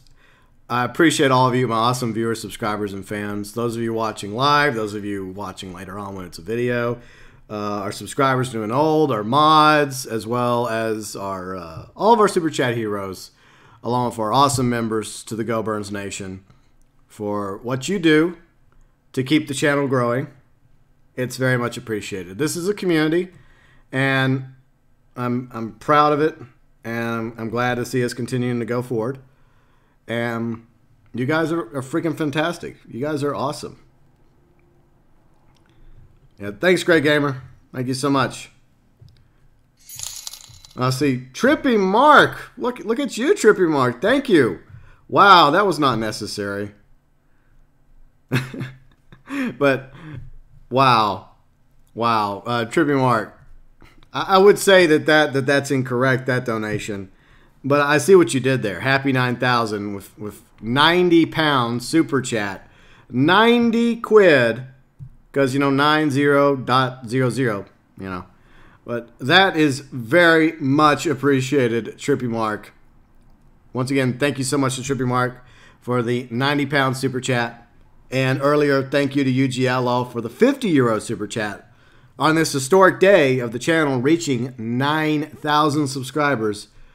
You guys are freaking awesome. And none of you, like I've always said this, none of you ever have to give me anything. Not a dollar, not a pound, not a euro. Whatever you give me is very much appreciated. I'm not going to turn it away. But, you know, I know most people can't afford to donate. So, at the very least, I'm appreciative of you guys taking the time out of your lives to watch my content, to be part of my life, and hopefully I'm part of your life. And whenever you enjoy the content that I happen to make, like it, maybe share it if you can, on Twitter, Facebook, wherever. On MySpace. Well, maybe not MySpace. But it's all good, though. But I am very, very humbled and appreciative to all of you. All of our awesome members of the GeauxBurns Nation. You guys do mean a lot to me. You really do. Let's see. Well, yeah, Archangel, it wasn't $9,000. It was just 90. But 90 euros is still 90. I mean, 90 pounds. 90 pounds. Let me get my currency right. But 90 pounds is definitely, and 50 euros. Wow, freaking crazy. So UG Outlaw. See, it's not about a bidding war, guys. I appreciate you guys, no matter what. Even if you guys never donated anything to me, you would still be part of this nation. So, I think most of you already know that. But, anyways, let's continue with Batman. Can we move back on with Batman? Because, Batman has a birthday coming up. 80 years. 80 years Batman has reigned supreme. And I feel like we need Batman more than ever. There's only one to stop the mouse. You know Disney wants Batman. Disney wants Warner Brothers. They want DC. But I hope that it never happens. I know some people are like, but GeauxBurns, imagine the crossovers. Imagine Justice League and Avengers teaming up. Batman and all the other characters. Batman and Black Panther. Batman and Captain America. No. No. Batman must stand alone. Well, as long as he has the Justice League by his side, or one of the Robins, or Batgirl, or Batwoman, and one of his other sidekicks. But no. DC and Batman must stand against the growing evil empire known as Disney. Even though, in all seriousness, I do like the MCU, and I do like some of the stuff Disney does. Still, it's evil, though. But anyways, yeah, that's a good question. That's a really good question, guys. So, even if you're just a casual Batman fan, who, in your opinion, is the best Batman? And who's your favorite character in the Batman franchise? It doesn't have to be Batman. But it can be Batman if you want it to be. Let's see, Christian Bale is probably my favorite live-action Batman. But I have to agree with UG Outlaw. Kevin Conroy will always be my Batman. From the animated series to the Arkham franchise. So, yeah, I mean, that's right there. I think they're side by side, in my opinion. Let's see. Joe, what's up, Joe? We're just doing the GB cast. We're just celebrating reaching 9,000 subscribers today.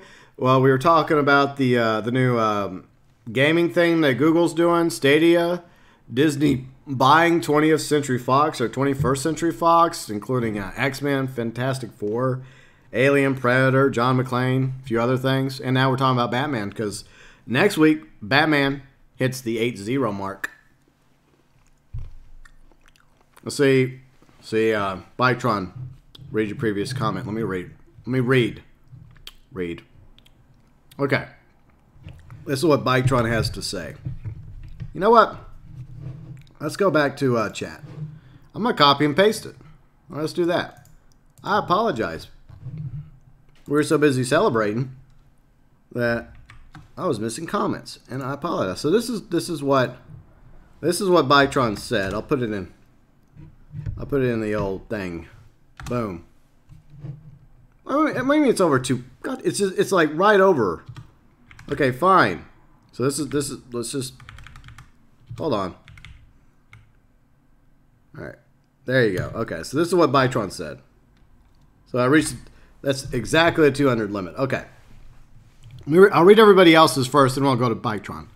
So give me a moment. Because it's at the bottom, so we'll read it. But I copied and pasted for everyone else to read it because I missed it. Because, it happens. Let's see. Where are we at? Let's see. Hakime is always going to be a Michael Keaton fan. Yeah, I like Michael Keaton as well. He's probably my second favorite live-action Batman. But Christian Bale took the crown, though. In my opinion, he took the crown. because he does a good job of being a convincing Bruce Wayne and a convincing Batman. Michael Keaton, I don't know. But, I mean, for his time, he was good. Let's see, Kane says, Kevin Conroy be a fool not to like him and, Mark Hamill's masterpiece. Yeah, I mean, Mark Hamill, definitely did make Joker his own. So, whereas you have Kevin Conroy, for years voicing Batman, you also give credit to Mark Hamill for years of voicing Joker. Whether it's the animated series, various animated movies, as well as the Arkham games. So props to both Mark Hamill and Kevin Conroy. All right, so let's read what Biketron had to say. I copied and pasted it. Well, see, if you think about it, out of all the superheroes, Batman was the only one that didn't have any superpowers, did everything by his own hands, and survived by his intelligence, cunning tactics. There's a few more out there like him now, but I agree entirely. I mean, you could say that if he does have one power, it's his family, it's his family's vast wealth, which allowed him to go out and get the best trainers, for combat, whether depending on which origin story you want to go with. Learning the best lessons, whether learning how to become the master of like escapes and illusions and theatricality, because he had many different teachers. And it wasn't just as simple as, say, the Batman Begins origins, even though it's a really great movie. Like in the animated series, they talk more about how he had a lot of different other mentors, growing up, like Zatanna's father, and he taught Bruce a lot about becoming a master escape artist and other things that her father was able to teach him. Plus, that's when Bruce and Zatanna kind of had a little thing. I like me some Zatanna. Oh yeah. But anyways, yeah, I mean, I would say that it's also the fact that Bruce is intelligent and he was determined, right? He witnessed, one of the most horrific things happen to anybody. And I think one of the things that really resonates with people when it comes to Batman is the fact that we're not talking about being the last survivor of a planet that blew up, right? Or any other sci-fi origin story. At the very basis of Batman is a boy who not only lost his parents, but he saw them killed. Whether or not you want to, go with the different variations of that story and say that it just happened to be some desperate man of a gun that for whatever rhyme or reason decided to do more than just simply rob the Waynes. He just killed him anyways because, it was a reaction similar to the way it happens in the, Batman Begins, where, he was probably just going to rob Thomas and Martha. Thomas gives, Joe Chill his wallet, but because Joe Chill also wanted the pearls, Thomas reacts, and that reaction caused, Joe Chill to shoot them both. He didn't intend on shooting them both. He was desperate. And so that's one thing I liked about it, is the fact that they have, I mean, I've never really cared for Joe Chill, but I can understand that it makes more sense for it to be that than some of the other arcs that they've tried to do, where like his parents were intentionally murdered by the Court of Owls, or Ra's al Ghul, because Ra's al Ghul had some sort of plan for Bruce all along, but he needed to get the parents out of the way so that he could be pushed in the right direction. A lot of it's just conspiracy stuff, and it's interesting that that those versions of the story exist, and there's nothing wrong with the different versions, but at the same time, I feel like it's more realistic for it just to be simply a robbery that went wrong. And of course, you have Bruce with the guilt, because it depends on what you go by. Like most of the time, it's like the Mask of Zorro, but sometimes it's the Gray Ghost from the animated series, and the Gray Ghost, actually, they watch the movie, and they're all happy from the movie, and they're just walking down Crime Alley, and then boom, the parents get taken down. But during Zorro, or during the opera, I forgot what the opera was that they were watching in Batman Begins, but in Zorro and that opera, you know, Bruce gets scared. Like there's something to do with bats, I think, in both examples, or something happens that startles young Bruce, and it causes his parents, you know, to decide to leave the performance or the movie earlier than planned. Therefore, they're leaving the theater on their own. And I think Alfred was actually supposed to pick him up after the movie or after the opera, but you know, he didn't realize that they were going to be leaving sooner than planned, and you know, it causes a chain reaction, which is one of the reasons why Bruce blames himself from an early age for what happened to his parents. Let's read chat real quick. See, Archangel, Batman is my second favorite superhero. Let's see, Superman is your favorite. Well, I like Superman too, but I'm sorry, Batman will always be my favorite. I do like Superman. Let's see, who's a better Robin, Grayson or Drake? I don't know. I feel like each Robin brings something different to the table, but I always have to go with the OG Robin, you know, Dick Grayson. Dick Grayson will always be my favorite, I guess. But there's been so many Robins, though. There's been Dick Grayson, Tim Drake, you know, Jason Todd, Damian Wayne, and what was her name in The Dark Knight Returns? I forgot what her name was, but she was also a Robin. See, Bactron, sure he had money, however, he did it all on his own, no flying, no laser beams. Yeah. Yeah, Kane. Yeah, well, I don't want to spoil what happens in like Telltale's Batman. I like the interesting take on it. It was an interesting take, and there's nothing wrong with the retelling, with going at it from a different angle. And to Telltale's writers' credit, they did that. But at the same time, I don't like Thomas Wayne being painted in such a negative light. I think that Thomas Wayne was actually a good guy. But the way they made Thomas Wayne out in a Telltale series, as some of you know from either playing it yourselves or watching my Let's Play of it, is that, you know, Thomas Wayne was kind of shady. Kind of did some things. Caused a little... He was far from perfect. Let's just say that. Let's see, who flung Duke? Batman could never done half as much without Alfred. Exactly. Alfred is very integral to Batman's story.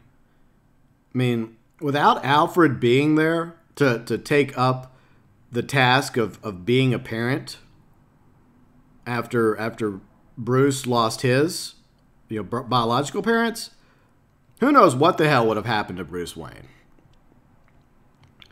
And, like, Alfred's story is so interesting. And despite my grievances with Gotham, by the way, Gotham only has a few episodes left, then the series is over. And once the series is over, I plan on dedicating a GB cast, well, not the entire GB cast to it, but a future one down the road in a few weeks or a month or so from now, to my overall thoughts regarding Gotham.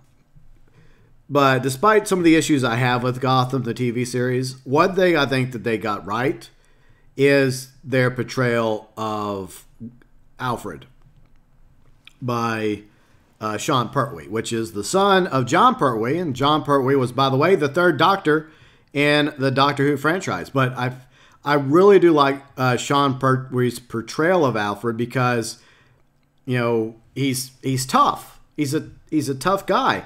He served in the military. I mean, he comes from a line of butlers, of gentlemen's gentlemen, but Alfred didn't want to be a butler. He wanted to do something else with his life. So he went into the SAS. And then one day, he nearly gets killed, but Thomas Wayne saves his life. And I think Alfred was like in a bad situation. Like, he was like down on his luck. He was lost. I think he was drunk or on drugs or something. And quite literally, Thomas Wayne finds him, just comes across him by chance and saves his life. And so Alfred feels indebted to Thomas.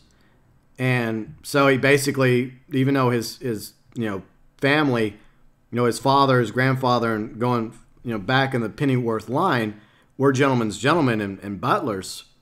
You know, reluctantly, Alfred decided to become a butler for this man, Thomas Wayne, because Thomas Wayne, in the Gotham origins of the TV show, basically saved his life. And from there, you know, after what happens to Thomas and Martha, you know, the same scenario plays out. You know, Alfred basically becomes the surrogate father of Bruce Wayne. He has to raise him. He has to take care of him. And they're both left shattered because, you know, Thomas and Martha was family to Alfred as well. You know, they meant a great deal to him too. Just like Bruce means a great deal to him.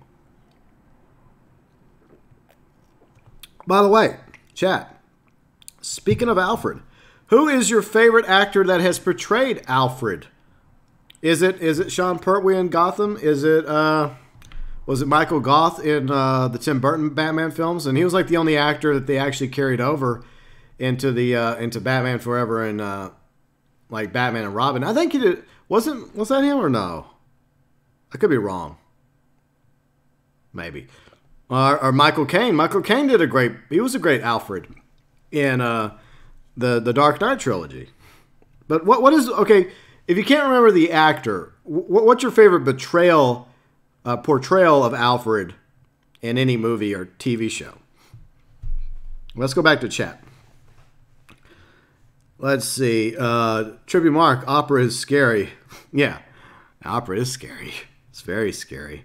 I mean, there's an opera about a sad clown that kills people, right? Doesn't get much scarier than that. That's the infamous Spawn's my favorite, and they're doing the proper adult-rated. Well, they did an R-rated Spawn film years ago, which was kind of crap. I like the animated TV series that was on HBO. I still have those. Was it 3 seasons? I still have those on DVD. Haven't watched them in forever. But it was a good series, though. So hopefully the new Spawn will live up to those, you know, to the comics and to the animated TV series. So UG Outlaw, it's funny people voted to have Jason to die, but thanks to people, we got Red Hood. Yeah, that was an interesting thing that transpired back in the 80s, because whenever they replaced Dick Grayson with Jason Todd, a lot of people didn't like Jason Todd back in the 80s. And for some reason, DC decided to do this poll thing, right? And I think on the back of some comics, they didn't have internet back then. Well, at least not our internet. I think they had DARPA, or the military equivalent to the internet. But back then, it was all done through 1-800 numbers. Or there was no text messaging, no instant messaging, no email. I mean, there was snail mail. I'm sure they probably did snail mail. They probably had a P.O. box, but they did snail mail, and then they did a 1-800 number where you could actually call in and you could vote as to whether or not you wanted DC to kill off Jason Todd. And the majority of the vote was for Jason Todd to be killed off, which is where we get Death in the Family, right? I think it is Death in the Family, which was actually a pretty good comic art. And later on, it was reused in a pretty good animated movie, Batman Under the Red Hood. That was very good. One of my favorite animated Batman movies. And now I'll go over some more in a moment as we continue to talk about Batman for the last remainder minutes of the stream today.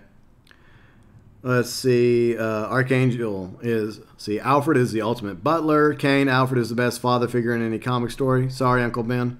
Yeah, I feel like Uncle Ben is never around long enough in Spider-Man's arc. So yeah, I think Alfred trumps Uncle Ben. I mean, sorry, Uncle Ben, but I'd rather have an Alfred than Uncle Ben. Let's see. Trippy Mark, never watched Gotham, started beginning. Yeah. I have a love-hate relationship with Gotham, and I'm trying to save my thoughts about it once the series is officially over in a month from now. And to be honest, I'm kind of glad it's ending, because as I mentioned before, whenever I start watching a TV series, for better or worse, I have to continue watching it to the end.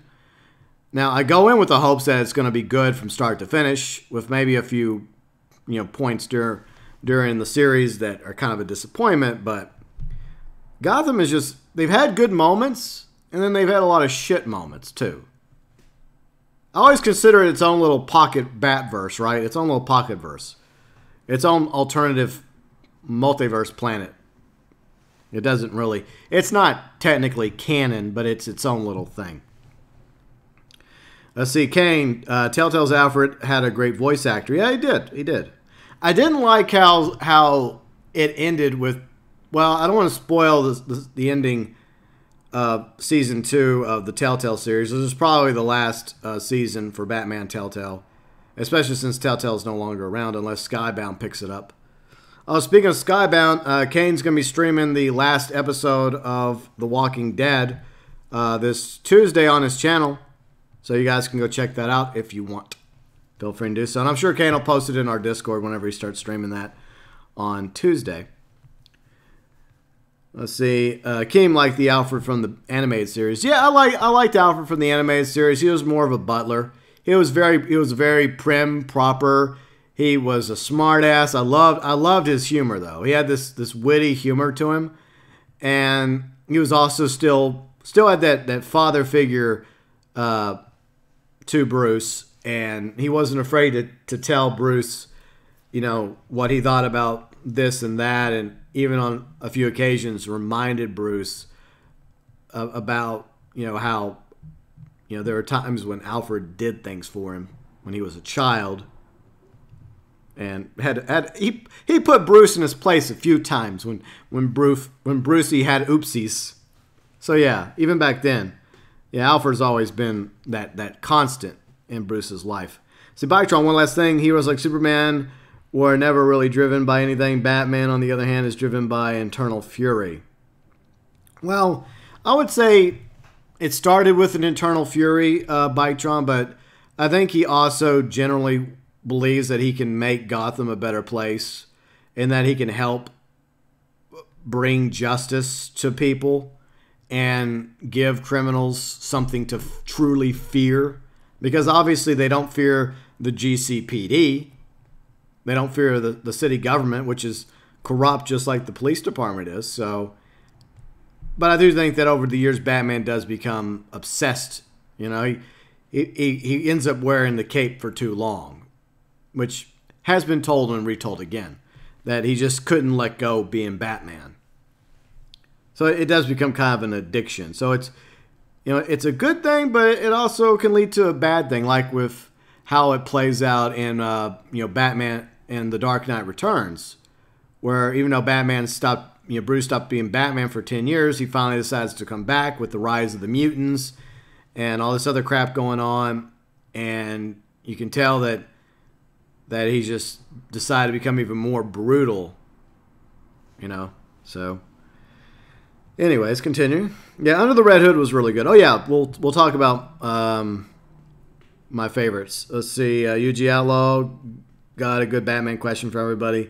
Batman the Anime series, your favorite episode? My favorite Batman episode, because there's definitely a lot of Batman animated series episodes that I loved. And by the way, this also includes the New Adventures of Batman and Robin.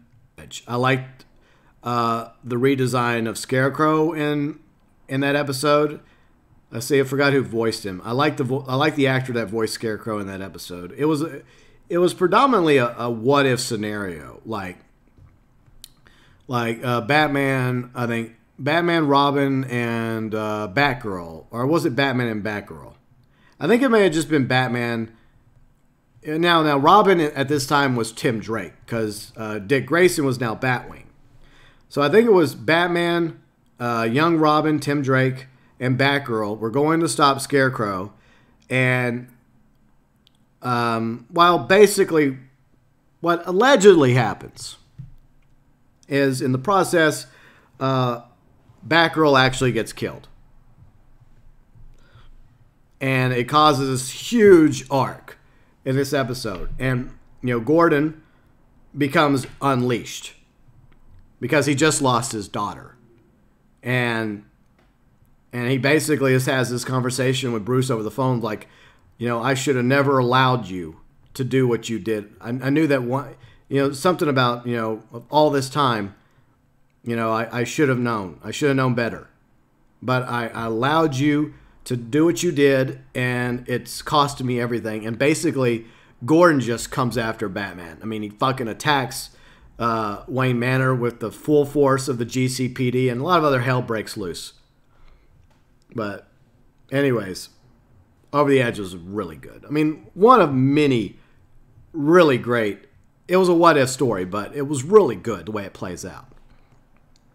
But it's definitely worth watching if you guys are Batman animated fans, fans of the Batman animated series. And by the way, DC Universe, I think they're for like 24 hours on March 30th.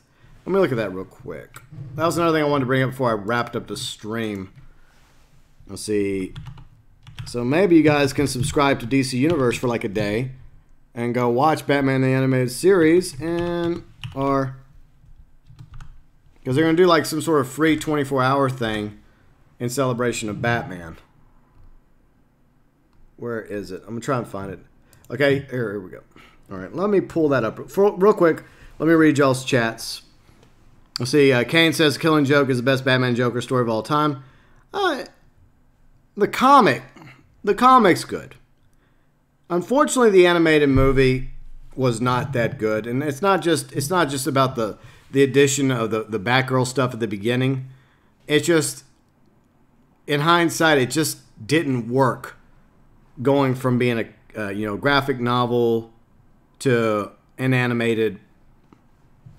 I mean, they brought back Kevin Conroy's Batman. They brought back Mark Hamill as Joker. And Mark Hamill had always said that whenever he briefly retired from being the Joker, I don't know if he's retired again or not, but he said that he would come back to play Joker and voice Joker if they ever did a Killing Joke. I felt like it could have been way better, though. I felt like the animated Killing Joke could have been better. But it's a very short story, though, so that's another reason why Bruce Timm and then padded on that prequel story regarding Barbara, being Batgirl and that story. So they tried. See, Hakime, Batman by Gaslight was a good alternative Batman. Yeah. See, Yuji Allo, Heart of Ice. Yeah, Heart of Ice was good. Heart of Ice was really good because it humanized... it didn't humanize Dr. Freeze as much as give us sympathy for him, because he wasn't... Like, his intentions, his motivations weren't the same as Joker. Joker is out just to cause chaos and destruction while having a good laugh. Riddler's narcissistic. He loves making riddles, and he loves proving that he's smarter than everybody else. And that's basically what Riddler's all about. He wants to prove to Batman, he wants to prove to everybody that he's the smartest guy. And that's why he creates his Riddler traps. That's why he does these Riddlers, because he wants to beat everybody with his brain. Even though Batman constantly beats him over and over again. Let's see, Catwoman, who's kind of like I guess she's kind of an anti-hero now. I mean, obviously her motivation was all about, are we back? Have we returned? Okay, are we back? Chat, are we back? Hello, chat. Where did I leave off, chat? Chat, let me know where we left off at. Yeah, we're back. Okay, so what was I talking about before OBS decided to do an oopsie on me? No, the weather's fine. It's just OBS having its usual hiccup. It seems to happen every 2 hours. All right. Okay, we're talking about Catwoman. Okay, I'll go back to Catwoman real quick. All right, so I know there's an update for OBS. I need to go ahead and update it. Oh, the Heart of Ice episode. Okay. Oh, yeah. So we were talking about Heart of Ice. We're talking about Mr. Freeze, but I was talking about some other characters leading up to Mr. Freeze. Like Catwoman, she likes to steal shit. She's a master thief, and I don't know if it's necessarily about stealing. It's just that she's just really good at it, and she has a skill, right? Harvey Dent, Two-Face, originally a man all about justice, but he's always had this darker side to him, this temper, big bad Harv, but unfortunately, through different story arcs, half of his face gets burned off or, blown off, and he goes on his own little revenge take, and it turns him to a bad guy, and he believes that the only true justice is chance, and that's why he flips the coin. Heads you live, tails you die. And in his own twisted way, he feels like he's serving justice. Penguin, crime boss. He's all about, just being a crime boss. He's the one that doesn't really have a mental issue, unlike some of the others. Like, Poison Ivy. She's kind of an eco-terrorist, right? She's all about protecting the plants. And if that means wiping out everyone else in the process, then okay. You know, she likes plants more than people, except for Harley Quinn, which they may or may not have a thing. It's been kind of hinted at over the years that maybe her and Harley, you know, have a little interest. But speeding up to Mr. Freeze, like his story's tragedy, right? Because he's a brilliant scientist, Victor Freeze. His wife has a terrible condition, life-threatening, and he's doing everything he can to save her life. So in the end, he puts her in cryostasis, and his desperation, and there's different story arcs for Mr. Freeze as well, it ultimately leads him to becoming a criminal. I mean, he does all the stuff he does, and of course, a freak accident, or else his former boss did it to him, caused him to also become cryogenical, and that's why he has to wear the suit, because he can't stand normal temperatures. He has to be in a cold environment all the time, and in a way, it has kind of frozen his heart. But everything he does is in order to save his wife Nora. And real quickly, one of my favorite DLCs that was made for Batman Arkham Knight was the Mr. Freeze DLC. I didn't care for the Mad Hatter DLC. The Batgirl DLC was okay. The Killer Croc DLC I felt was stupid. I feel like honestly Killer Croc should have been killed off because of what he did to Scarecrow in Arkham Asylum. Because Scarecrow ends up being one of the main baddies in Arkham City. So you think Scarecrow would have wanted revenge on Killer Croc. So you think that, you know, Scarecrow would have had like some alligator boots or some shit. But anyways, my favorite DLC of the Batman Arkham Knight DLCs was the Mr. Freeze DLC, because it had a story. Go away, telemarketer scum. It is a Saturday. Fuck off. All right, but it was such a heartbreaking story because of the fact that, once again, you know, Mr. Freeze was desperately trying to save his wife, and the end is very heartbreaking as well. I'm not going to spoil the ending for you, but you can go watch it if you want. But it really does show that Mr. Freeze, of all the different villains in Batman's Rogue Gallery, is maybe the most human of them all. He's not necessarily evil. He's done bad things, but he also, you know, he also does bad things for a good reason. But as they say, the road to hell is paved with good intentions. Let's see, and of course, let's see, UG Outlaw, Baby Doll. Baby Doll was okay, but it was, I mean, in the end, you feel sorry for Baby Doll, but I mean, it was alright. It was a good one-off episode. And then Scarface has always been an interesting villain, but I don't think Scarface is ever going to be a major villain in a Batman movie. Maybe like an ancillary character. Let's see, Kane. Let's see, Kane says Scarecrow should have killed Croc after the yeah. I agree. It didn't make any sense for Scarecrow not to have gotten some revenge on Killer Croc after what Killer Croc did to him in Arkham Asylum. Because you can see what Killer Croc did to him in Arkham Knight.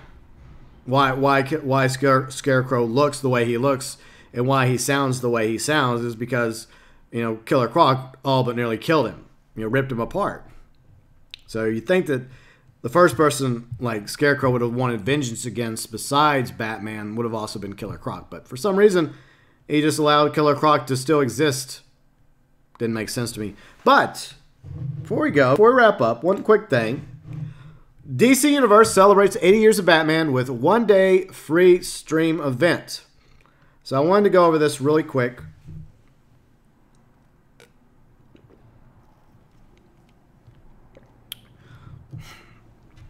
On Saturday, March 30th, Batman's birthday, popular films, TV series, comics featuring The Dark Knight will be available for free on DC Universe.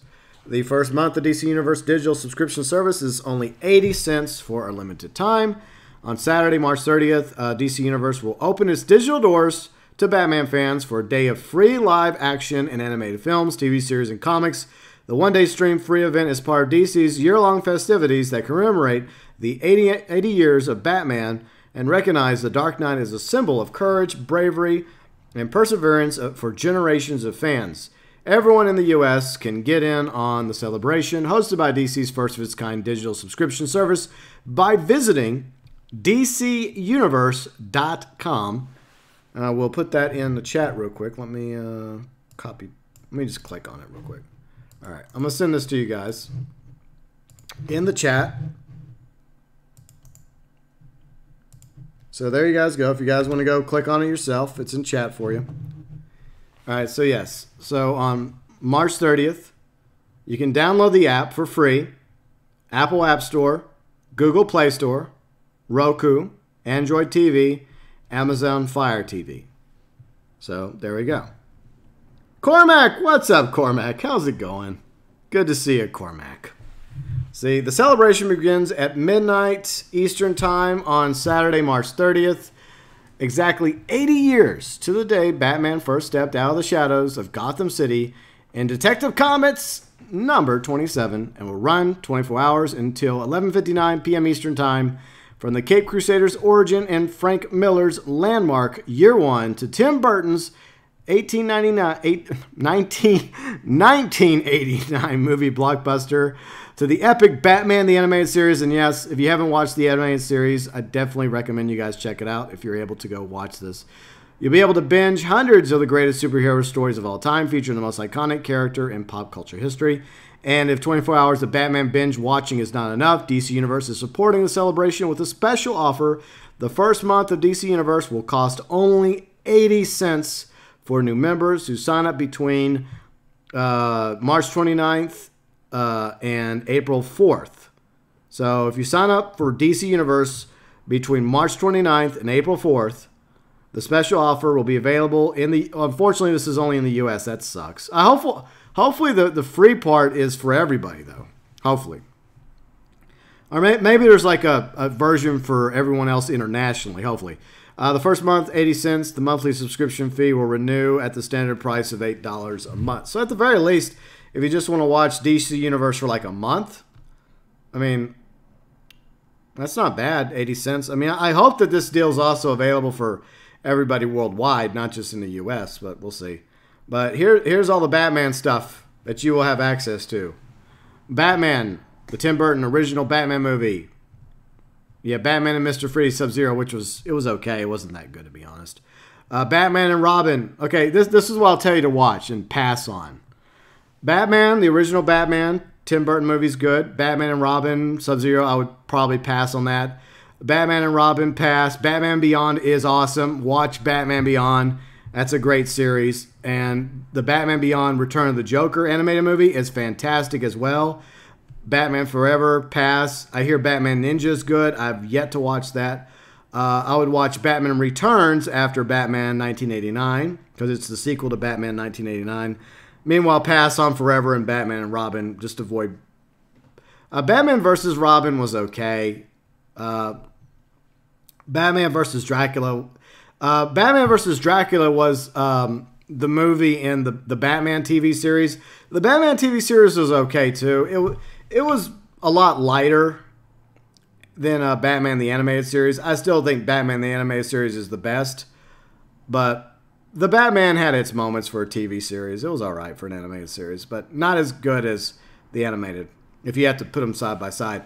Assault on Arkham was okay. Gotham Knight was like several Batman stories combined together. I think Gotham Knight is supposed to actually take place, even though it's voiced by Kevin Conroy. It has different stories, different animation styles, but it takes place, I think it does actually happen between the events of Batman Begins and The Dark Knight. So it does, Gotham Knight does actually tie into the Dark Knight trilogy. Plus it's voiced by Kevin Conroy. Mask of the Phantasm, one of the best Batman animated films of all time. Mystery of the Batwoman, one of the worst Batman animated films of all time. So there you go, one of the best and one of the worst, side by side. Watch Mask of the Phantasm, avoid Mask of the Batwoman. Yes, I know, Kevin Conroy voices Batman, it still sucks. The animated series, I would definitely watch the animated series. Brave and the Bold, some people like Brave and the Bold. I've never been a fan of Brave and the Bold, so if you're into Brave and the Bold, check it out. Personally, I've just never really cared for Brave and the Bold. I would definitely watch Dark Knight Returns Part 1 and 2. Peter Weller does a fantastic job voicing Batman. Those are two awesome movies, and you do have to watch them back to back. It's basically one movie, but they broke it up into two parts. It's really good. Another one of my favorite animated Batman movies is Under the Red Hood. That's very good. Let's see. Year One was all right. I've yet to watch Gotham by Gaslight, but I think Hakime was talking about Gotham by Gaslight earlier. All the Justice League stuff. Okay, Justice League, the Justice League animated series and the Justice League Unlimited animated series, they were very good.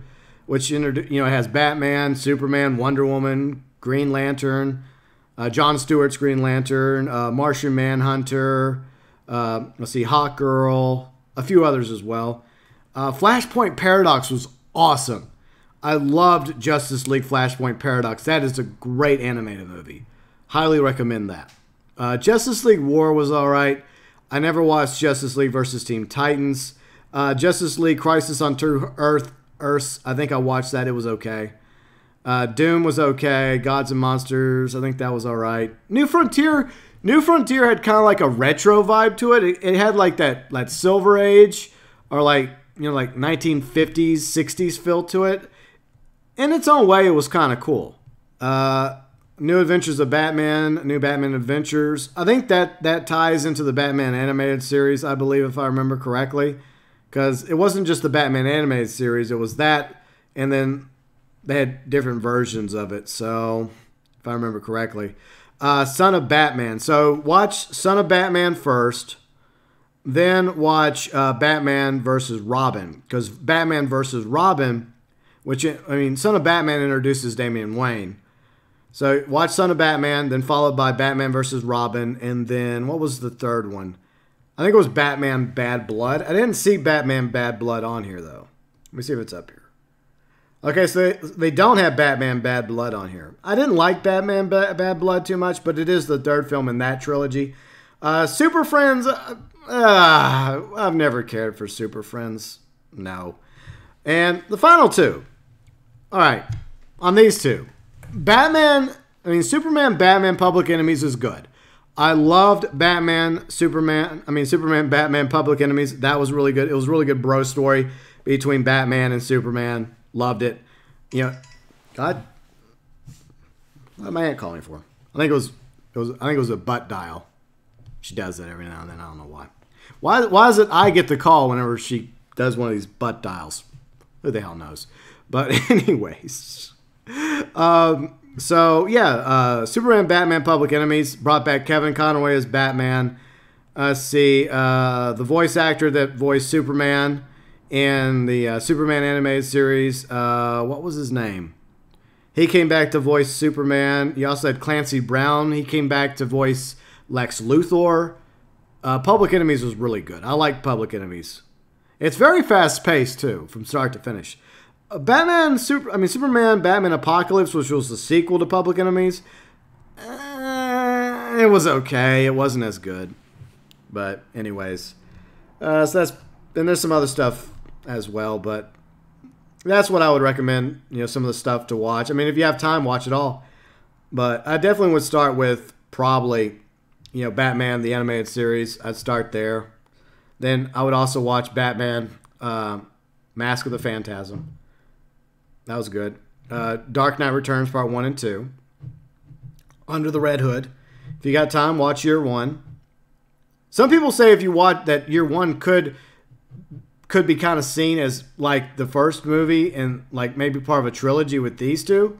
So you could watch Batman Year One, then watch Dark Knight Returns Part 1 and 2. Some people consider that to be kind of a trilogy of sorts. Justice League and Justice League Unlimited were awesome. Flashpoint Paradox, check that out. But some of this, I don't know. I'd pass on. Some of it's worth watching. But for at least 24 hours, on March 30th, like I said, DC Universe will be free to watch through Apple App Store, Google Play Store, Roku, Android TV, and our Amazon Fire TV. So, that's pretty cool. Pretty sweet. So I think that's pretty much it for today. I think we are almost done. Final thoughts, everybody, before we wrap it up. So UG Outlaw might watch Batman Ninja after the stream. I need to watch Batman Ninja. I hear it's good. I just never got around to watching it. I was going to go over to somebody's house and watch it one time, but that plans kind of fell through for that. But I hear it's good. Now, there's two versions of that, right? There's a version where it's the subtitles with the Japanese actors, and then they redub the voices with, you know, English-speaking actors. Even though I don't like subtitles, I feel like it would probably be better to watch the original version of Batman Ninja with the subtitles, because it feels more right, though, you know, to watch Batman Ninja like that. I mean, even though I hate watching movies that are all about the subtitles, I don't mind reading. It's just after a while you get tired of reading. You just want to watch the hot action. Let's see, Brian Martinez. What's up, Brian? How's it going? You have arrived just at the end. We are about to wrap this thing up. I do appreciate all of you being here today for the 5th installment of the GB Cast. We talked about a few things. Obviously, Batman's 80th anniversary, his 80th birthday coming up next weekend. We talked about this weekend because next weekend I'll be out of town, so there will be no GB Cast next Saturday. So no GB Cast next week. So we're taking a week off, and then we'll be back the following week with another installment of the GB Cast. So we talked about Batman, 80 years, my love for Batman, one of my favorite superheroes of all time. And we also talked about Disney taking over 20th Century Fox. We talked about Google's Stadia, their new streaming service for gaming, and how that's going to play out. Our theories, our thoughts, our opinions about it. Overall, you know, we had a pretty good GB Cast today. And we also celebrated 9,000 subscribers to the channel. That happened during this stream today. So thank you so much to all of you for what you do for me. And none of you ever have to donate anything to me. Not a dollar, not a pound, not a dime. I say that all the time. But we did get some Super Chat heroes. UG Outlaw, €50 Super Chat. Thanks again, UG Outlaw. We shall add that to the wall, to your tally for the rest of March 2019. And, of course, Trippy Mark with his 90-pound Super Chat. That's going in addition to your current donation as well. So you guys are freaking awesome. Very much appreciated. It means a great deal to me. You guys never have to give me any money. But those of you that do, very much appreciated. And you don't have to be members either, but I appreciate all of our members. I'm just grateful that anyone takes the time to watch me and interact with me. And if you enjoyed the GB Cast today, a like would be very much appreciated. And it's very cool that we made it to 9,000 today. Hopefully that number will keep going up and we won't end up back under 9,000. But when I get back from my trip, we will initiate a Q&A because every 1,000 subscribers we do a new Q&A.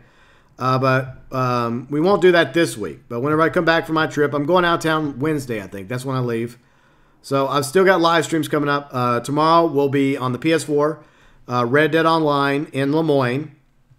And then Tuesday, we're also going to be on PS4 on Red Dead Online on Tuesday for the event week because the Target races are early access for PS4. So I kind of have to do a PS4 Red Dead Online stream on Tuesday as well. Unfortunately, that's just the way it goes. But that is the plan for the rest of the weekend. Monday, I think I have a vlog planned. And I'm going to continue finishing up videos that I'm putting together to have for you guys while I'm out of town. And Hakime, glad you enjoyed the stream. Thanks for being here, Archangel and Kane, along with UG Outlaw. We're heading to 10,000. We'll get there eventually, the big 10K. And thank you so much, Brian. Thanks for the congrats. And it's time to shut this down. So if you like the GB Cast and you like the rest of my content, by the way, see you later, Infamous. Thanks for being here, along with everybody else, Biketron, Cormac. I'll be on Red Dead Online tomorrow for PS4 in the state of Lemoyne. That's right. I stream Red Dead Online. I cover Red Dead Online. We also ran about Red Dead Online and Grand Theft Auto Online, which I cover as well. Streams, event weeks, rants, etc. Other games too. We're doing a bit more Star Wars this year because the new Star Wars game is coming out this fall by Respawn. Jedi Knight Fallen Order. I mean, Jedi Fallen Order. I keep saying it wrong, but we're going to be playing that. And a few more Star Wars games here and there leading up to that game coming out, hopefully this fall. But anyways, if you like the content, you're welcome to subscribe and join the GeauxBurns Nation. 9,000 strong now as we continue to grow. We've got to 9,000. Looks like we're heading to 10. Whenever we get to 10,000, it'll be awesome. But it's awesome enough that we've made it to 9,000. Like I said, in about a week from now, we will do a Q&A. I don't know how we're going to do that Q&A. Maybe a live stream Q&A, or maybe I'll just record it. But we'll see next week. Not this coming week, but next week we'll do that. But anyways, I hope you all have a fantastic weekend. And like I said, we'll be back tomorrow with a Sunday stream, 1 p.m. Central, 6 p.m. UK, unless the UK and everyone else jumps ahead an hour tonight. I don't know if they're doing daylight savings. So it's either going to be 6 p.m. tomorrow or 7 p.m. tomorrow UK. I don't know. But tomorrow we will be putting on our cowboy hats, hopping up on our horses, doing some Red Dead Online, and maybe, just maybe, a fishing challenge will spawn. That'll be crazy. But anyways, if you like the content, subscribe, join the GeauxBurns Nation to be notified about future content and streams. Hit the bell, ding the bell, ring the bell, and if you go to the About section, you can find the other social medias, Twitter, Facebook, as well as Instagram. We have the Vlogs channel over in the Featured Channels section, and I do plan on posting a vlog on Monday. That is the plan. I missed out last week because I had nothing last week. I think I have an idea this week thanks to Sedan. I think we'll do his suggestion. I have to double check and make sure I haven't done that one yet, but I don't think I did. But anyways, hopefully we'll have a vlog on Monday, so that'll be over on the Vlogs channel. And I always promote my stuff through all my socials anyways. And finally, of course, our awesome Discord community. That is where a lot of the stuff happens when we're not throwing out content or streaming. Sometimes we're playing together and talking together in the Discord, hanging out, whether it's Grand Theft Auto, Red Dead, other games, movies, TV shows, etc. So be sure and check out our Discord as well, along with the rest of our social medias. All of you, each and every one of you out there, thank you so much for watching. And as always, thanks to the lines, Kane. All right, fine, I'll read your lines. Where's Riley when we need her, right? Anyways, as always, from the bottom of my heart, which I sold on, actually that's a lie, I didn't sell it on Craigslist because I don't even have a heart left, because it's mostly, as a lot of you know, it's duct tape and silly glue and staples. But there's a few pieces left. But as always, to all you fine folks, thanks for watching.